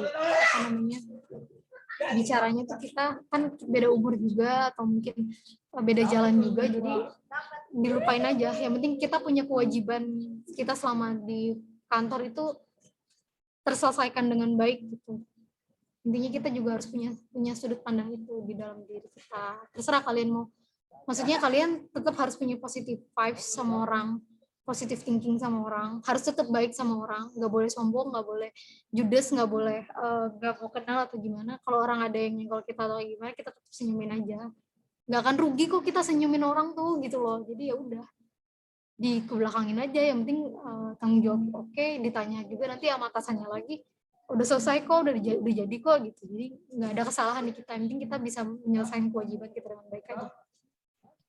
Oke, berarti kuncinya itu sebenarnya tetap profesional ya, Kak. Kita harus tetap profesional, kita tetap harus humble, kita tetap harus punya positive thinking terhadap orang lain dan menerapkan hal positif itu ke diri kita sendiri ya, Kak. Iya, betul. Nah, kan tadi sempat tuh Kak Laras mention ketika bekerja sebagai auditor sampai jam 3 pagi. Gitu ya. Sama nggak sih sibuknya ketika menjadi seorang accounting and finance? Lalu gimana cara kakak ngebagi waktu antara hobi and refreshing ataupun dengan keluarga dan teman-teman di kerjaan yang padat banget, Kak? Kalau jadi auditor itu Iya, memang udah resiko ya. Kalau selama jadi auditor, jujur aku paling refreshing 2 minggu sekali ya. Karena pasti capek, kadang Sabtu Minggu maunya hibernasi, maunya tidur. Iya, pasti kayak gitu. Mata udah pada celong banget, mata tuh udah hitam-hitam banget deh, parah banget deh. Sampai sering gitu kalau update di Instagram pasti temen bilang, ih mata lu serem banget gitu. Jadi kayak beli ini gitu, sampai dikasih sama orang, dikasih eye cream segala macam. Karena tuh jam tidurnya kurang. Cuman kalau di dunia accounting sini, aku pernah ngerasain gejala sama kayak audit itu cuman 2 bulan. Tapi nggak selama 2 bulan berturut-turut ya, cuman 2 kali closing. Kan kalau di company itu enaknya kita pulangnya cepet nih, pulangnya jam 7, jam 6. Tapi apa namanya, kalau closing tuh kita bisa pulang malam. Nah waktu itu kebetulan aku closing, bos aku kena musibah, bos aku kena COVID. Jadi financial statement itu kan kerjaan bos aku. Terus atasnya bos aku itu kan senior manager. Jadi aku tuh bertanggung jawab langsung ke senior manager aku. Jadi nggak ada bos aku ini. Bos aku benar-benar literally bed rest 2 bulan. Aku mau nanya juga aku nggak bisa. Aku mau nanya harus langsung ke senior manager. Itu yang pernah bikin aku struggling sih waktu aku kerja. Makanya tadi aku bilang aku nggak selamanya nyaman ya. Aku kemarin sempat struggling, sempat rasanya pengen resign. Karena ngerasa itu capek banget gitu. Waktu bos aku kena COVID itu. Karena aku ngerasanya aku ini accounting and finance specialist, tapi aku bukan assistant manager gitu. Jadi aku nggak mau dong aku dikasih tanggung jawab kayak gitu, tapi nggak sepadan gitu loh sama ininya dia, imbalannya dia. Aku nggak mau. Jadi aku dikasih tanggung jawab itu ngerasa aku capek banget sih. Aku tuh sempat megang payroll loh. Aku ngegaji semua dokter. Jadi di situ aku mikirnya kayak aku mending kalau cuma ngegaji, aku ngitung, terus ngitungin pajaknya juga, ngecekin pajaknya juga semua dokter untuk waktu itu bagian vaksin sama swab. Dan itu pertama kalinya. Itu sebenarnya bukan pekerjaan aku, sebenarnya pekerjaan bos aku, cuman karena dia sakit, ya udah itu dilarinya ke aku. Aku sampai pernah nggak salah ngegaji dokter 25 juta masuk ke gaji dokter lain gitu. Wah itu perasaan udah kayak, duh gimana nih. Untung tuh dokternya baik gitu mau balikin uangnya.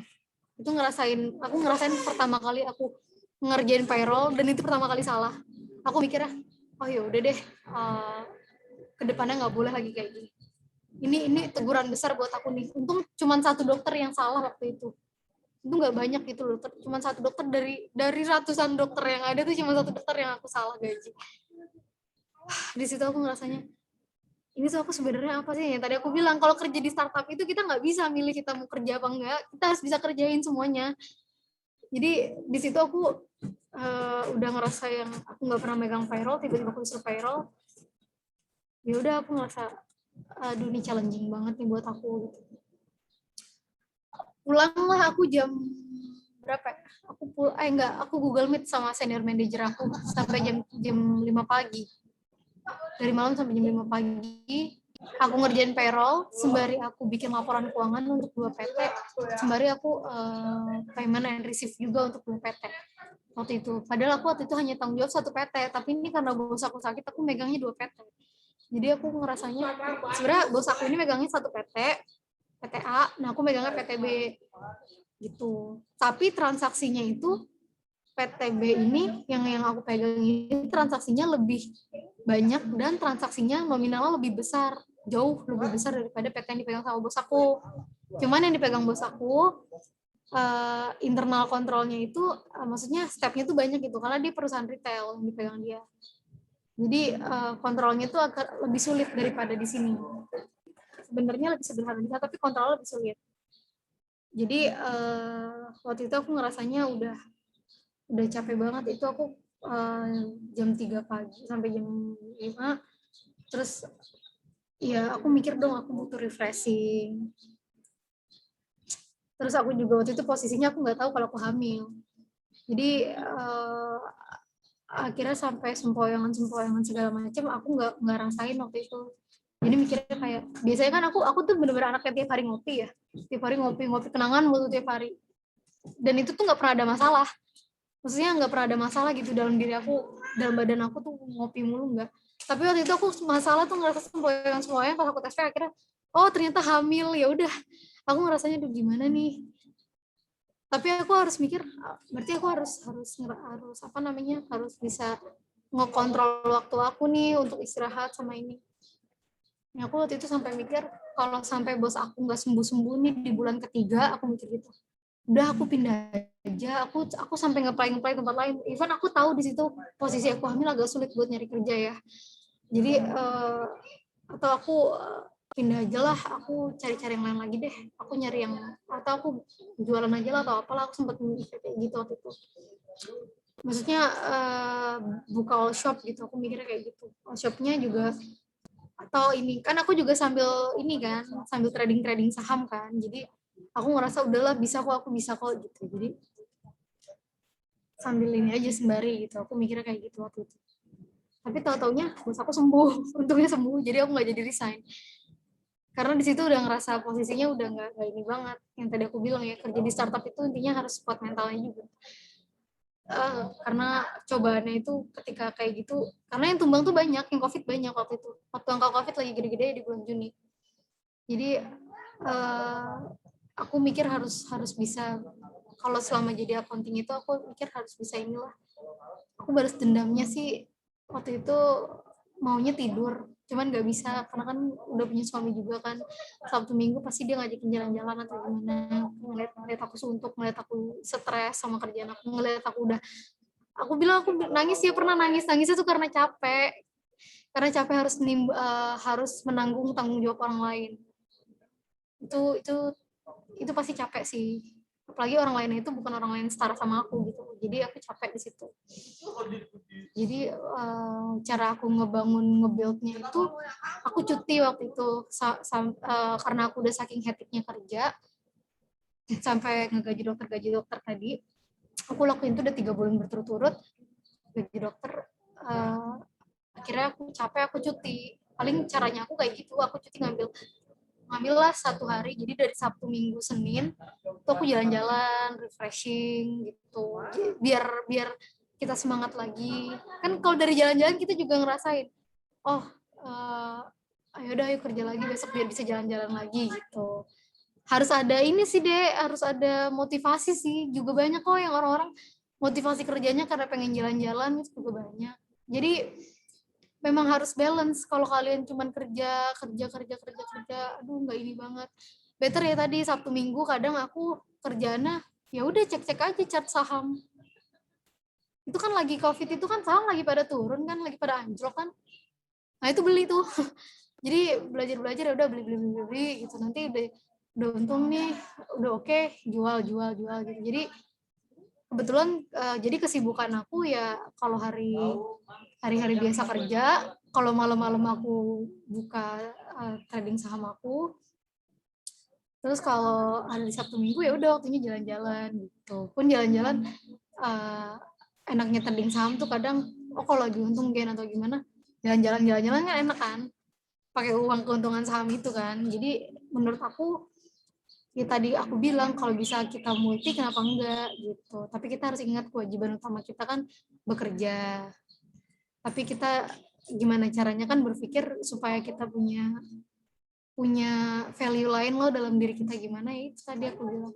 Kalau bisa Sabtu Minggu kamu ketemu sama teman kamu yang suka trading, atau teman kamu yang suka trading saham atau trading course, atau yang suka main reksadana, ya udah kamu temuin aja, ajak nongkrong kayak gitu.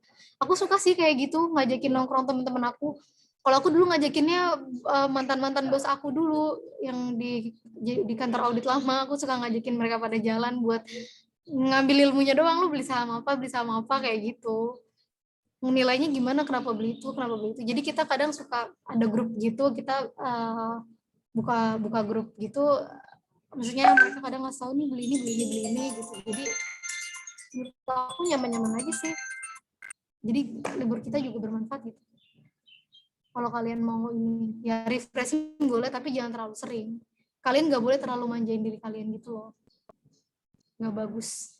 Menurut aku self reward yang terlalu banyak tuh nggak bagus. Oke, jadi di tengah hektiknya pekerjaan juga kita butuh refreshing ya Kak. Kayak Kakak sendiri 2 minggu sekali.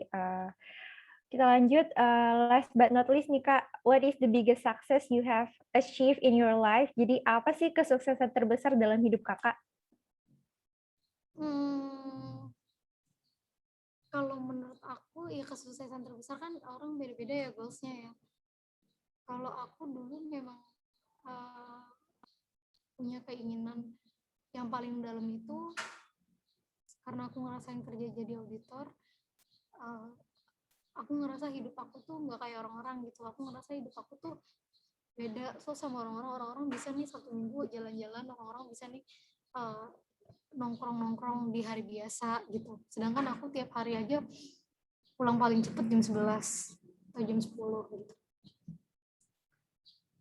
Di situ aku ngerasain namanya titik kayak aku punya uang tapi aku nggak bisa belanjain uang aku gitu, aku nggak bisa jalan-jalan ke mall, aku nggak bisa manjain diri aku gitu. Jadi aku ngerasa di situ kayak banyak banget cambukan gitu loh dalam diri aku. Jadi dari situ aku juga belajar, oh bagus deh kalau kayak gini, berarti aku selama ini nggak terlalu manjain diri aku nggak terlalu banyak self reward gitu. Terus apa namanya, kalau kesuksesan dalam diri aku, ya aku ngerasa diri aku nggak terlalu manja gitu. Maksudnya aku ngerasa aku nggak terlalu banyak ngasih self reward buat diri aku tuh, menurut aku sebuah kesuksesan. Biasanya kan cewek, aku mau beli tas merek ini, aku mau beli sepatu merek ini, aku mau ini kayak gitu kan. Kalau aku nggak kayak gitu. Kalau aku kerja terus aku misalkan dapat jam kerjanya seberapa banyak, aku pengen sesuatu, ya aku beli tuh bukan berdasarkan gaji aku gitu. Ngerti gak sih maksudnya? Kayak dapat bonusan atau lemburan, ada sesuatu nih, misalkan aku waktu itu lagi pengen banget handphone, mahal banget harganya, terus aku pengen beli tapi aku nggak mau beli pakai gaji aku gitu loh. Kalau kayak gitu aku takutnya nanti aku kebiasaan, aku nggak boleh. Menurut aku itu udah suatu kesuksesan sih, aku sebagai perempuan bisa nahan-nahan itu ya. Aku nggak boleh kayak gitu, aku harus nabung gitu. Jadi waktu itu aku kebetulan dapat bonus, dapat apa dari kantor yang aku nggak duga gitu, aku bisa beli. Nah, itu menurut aku itu suatu kesuksesan. Dan ditambah aku bisa kerja karena aku udah capek banget di situ. Kedua tuh aku ngerasa kesuksesan aku tuh waktu aku udah ngerasa aku udah capek buat kerja jadi auditor, aku mikir gimana caranya aku tuh sempat ada perasaan kayak, ini ada yang mau nggak ya kalau aku kerja begini mulu gitu loh. Even aku udah punya pacar, terus aku mikir kayak, pacarku mau nggak ya kalau nanti ke depannya kayak gini. Dan aku kan bukan tipikal perempuan yang mau nanyain ke depannya tuh kita akan seperti apa, ke depannya tuh kamu akan menikahi aku atau tidak gitu kan, enggak. Aku bukan tipikalnya seperti itu. Jadi aku kayak menjalani, ya udah jalanin aja, aku nggak akan minta kalau bukan dia yang bicara soal hal itu gitu. Jadi menurut aku waktu itu aku diajakin nikah, terus pada saat itu juga aku decide untuk aku harus cari kerja lagi untuk beda kantor, dan aku berhasil masuk sini, berhasil ngejalanin sampai detik ini. Menurut aku itu udah suatu kesuksesan sih buat aku, karena aku udah ngalamin struggle banget kemarin yang sampai udah mau nyerah segala macem gitu. Dan yang kembali tadi, kadang kan susah loh, nggak semua orang bisa punya positive vibes, punya sifat apa namanya, nggak berburuk sangka sama orang. Itu kan nggak semua orang bisa kayak gitu. Itu susah. Kita sebagai auditor kita dituntut skeptis, tapi skeptisnya itu bukan ke sifat orang ya, bukan ke hubungan kita sama orang lain ya, tapi lebih ke pekerjaannya gitu, ke tanggung jawabnya. Kita skeptis nih sama klien, tapi ke kliennya, ke kerjanya dia, tapi bukan sama apa sih individualnya dia gitu. Nah itu tuh menurut aku juga suatu kesuksesan, kita bisa berpikir kayak gitu, karena nggak semua orang bisa kayak gitu. Bukan yang kita pikirin kan yang paling penting gimana caranya kita bisa memaknai hidup yang baik. Tuh, itu aja sih deh buat bekal kita. Oke, Kak. Selanjutnya nih sebelum closing statement, kita mau minta saran dari Kak Laras nih, kira-kira best advice yang mau Kakak sampai ini buat penonton dan pendengar Walk of Life ini, khususnya teman-teman akuntansi itu apa sih, Kak? Pertama itu adik-adik selagi kalian masih kuliah, aku cuman aku cuman menyarankan kuliahlah dengan sungguh-sungguh, rajin-rajinlah latihan soal. Kita itu kan jurusannya accounting, bukan manajemen, bukan ekonomi. Jadi kita udah tahu nih, kita udah punya bekal nih. Bismillah, kalau di accounting insya Allah kakak-kakak kalian juga banyak. Bangunlah relasi yang baik sama orang yang banyak gitu. Jadi mumpung kalian masih di bangku kuliah, menurut aku buktikanlah prestasi kalian gitu, tingkatin prestasi kalian, banyaklah nyari bekal yang tadi aku bilang, bekal ilmu buat kalian kerja nanti. Tapi jangan pernah lupa juga buat memperbaiki hubungan kalian sama orang lain, banyak koneksi ya, pokoknya kalian juga punya bekal. Intinya yang pertama punya bekal buat kalian buat kalian bekerja nantinya, dan tetap jangan sampai kalian itu ngelupain hablum minanas hablum minallah lah gitu. Yang paling penting itu sih yang penting kalian, tadi aku bilang berkali-kali kan aku udah bilang, yang penting kalian punya bekal dan kalian jangan pernah sungkan untuk punya hubungan sama orang lain. Even kalian introvert itu kan kalian menyimpan sendiri beban-beban kalian, itu nggak apa-apa, itu bagus juga kok. Maksudnya kalian ngerasa kalian lebih nyaman untuk gak cerita sama orang lain. Tapi kan untuk berhubungan baik dengan orang, listen orang lain, itu kan gak apa-apa dong. Maksudnya bagus juga dong untuk nambah-nambah koneksi. Yang tadi aku bilang, aku udah ngerasain kok manfaatnya dengan aku punya hubungan baik dengan banyak orang tuh gimana. Nyari kerja juga akhirnya aku waktu itu alhamdulillahnya diajak gitu loh, nggak sampai pusing banget nyoblos gimana nih gitu, karena ada perasaan percaya dalam diri kita kalau kita tuh bisa gitu, karena diri kalian sendiri, yaitu kalian yang bawa diri kalian sendiri jadi apa tuh kalian yang nentuin. Dari sekarang mumpung kalian masih kuliah, itu buku-buku accountingnya tuh berguna banget buat latihan soal. Even kalian udah males banget nih buka-buka lagi atau segala macam, latihan aja soal iseng-iseng, tapi soal-soal yang udah pernah dikasih sama dosen-dosen, biar nggak keluar dari dari kurikulum gitu, karena kan yang kepake di Indo kan yang memang dosen kita ajarin kan. Oke, berarti penting untuk kita punya bekal ya Kak, punya relasi yang luas, menjaga tali silaturahim, dan percaya diri pastinya. Betul. Oke, sebelum kita tutup nih Kak, silakan dari Kak Laras untuk memberikan closing statement. Aduh, gimana ya? Paling teman-teman jangan pernah gitu. Gimana ya? Kita itu intinya kita punya kemampuan segini nih.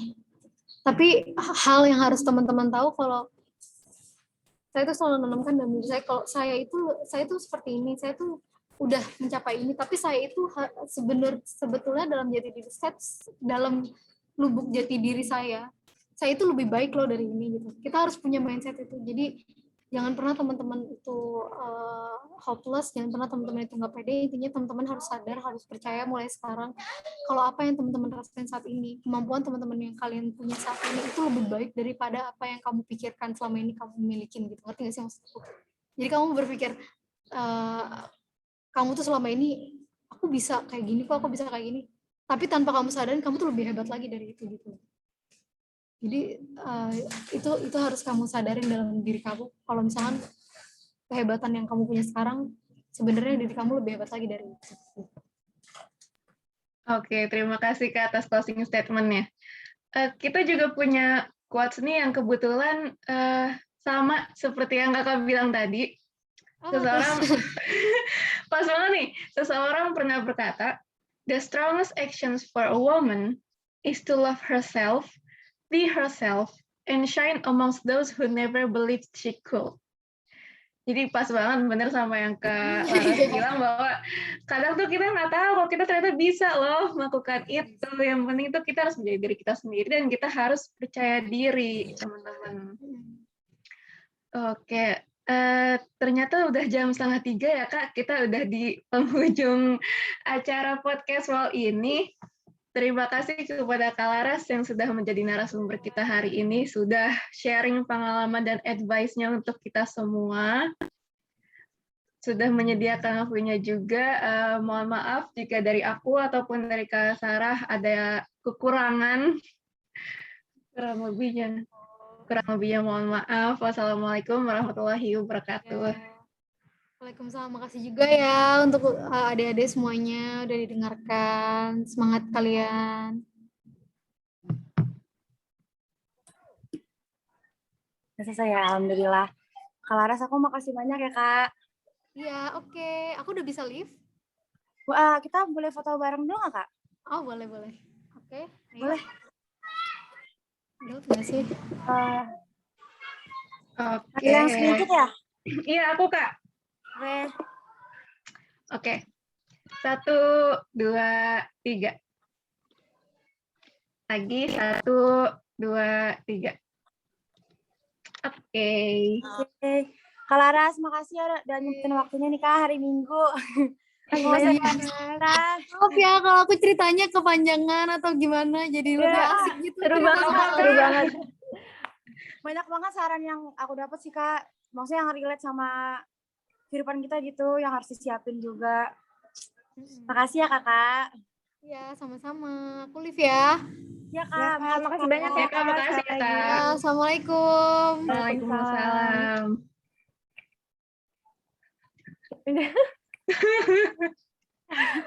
Aku lain. Udah ya? Dah. Tadi salah nggak apa Alia, nggak usah record ulang yang prolog. Iya, nggak apa-apa Kak. Udah. Oke, makasih ya Najla, Sarah. Ya Allah. Makasih ya Kak. Makasih juga, Kak. Oke, makasih Kak. Alhamdulillah lancar-lancar sih dari tadi ya Kak. Laras juga maksudnya responsif gitu sama kita. Jadi kitanya nggak kaku juga, soalnya kakaknya juga nggak kaku gitu.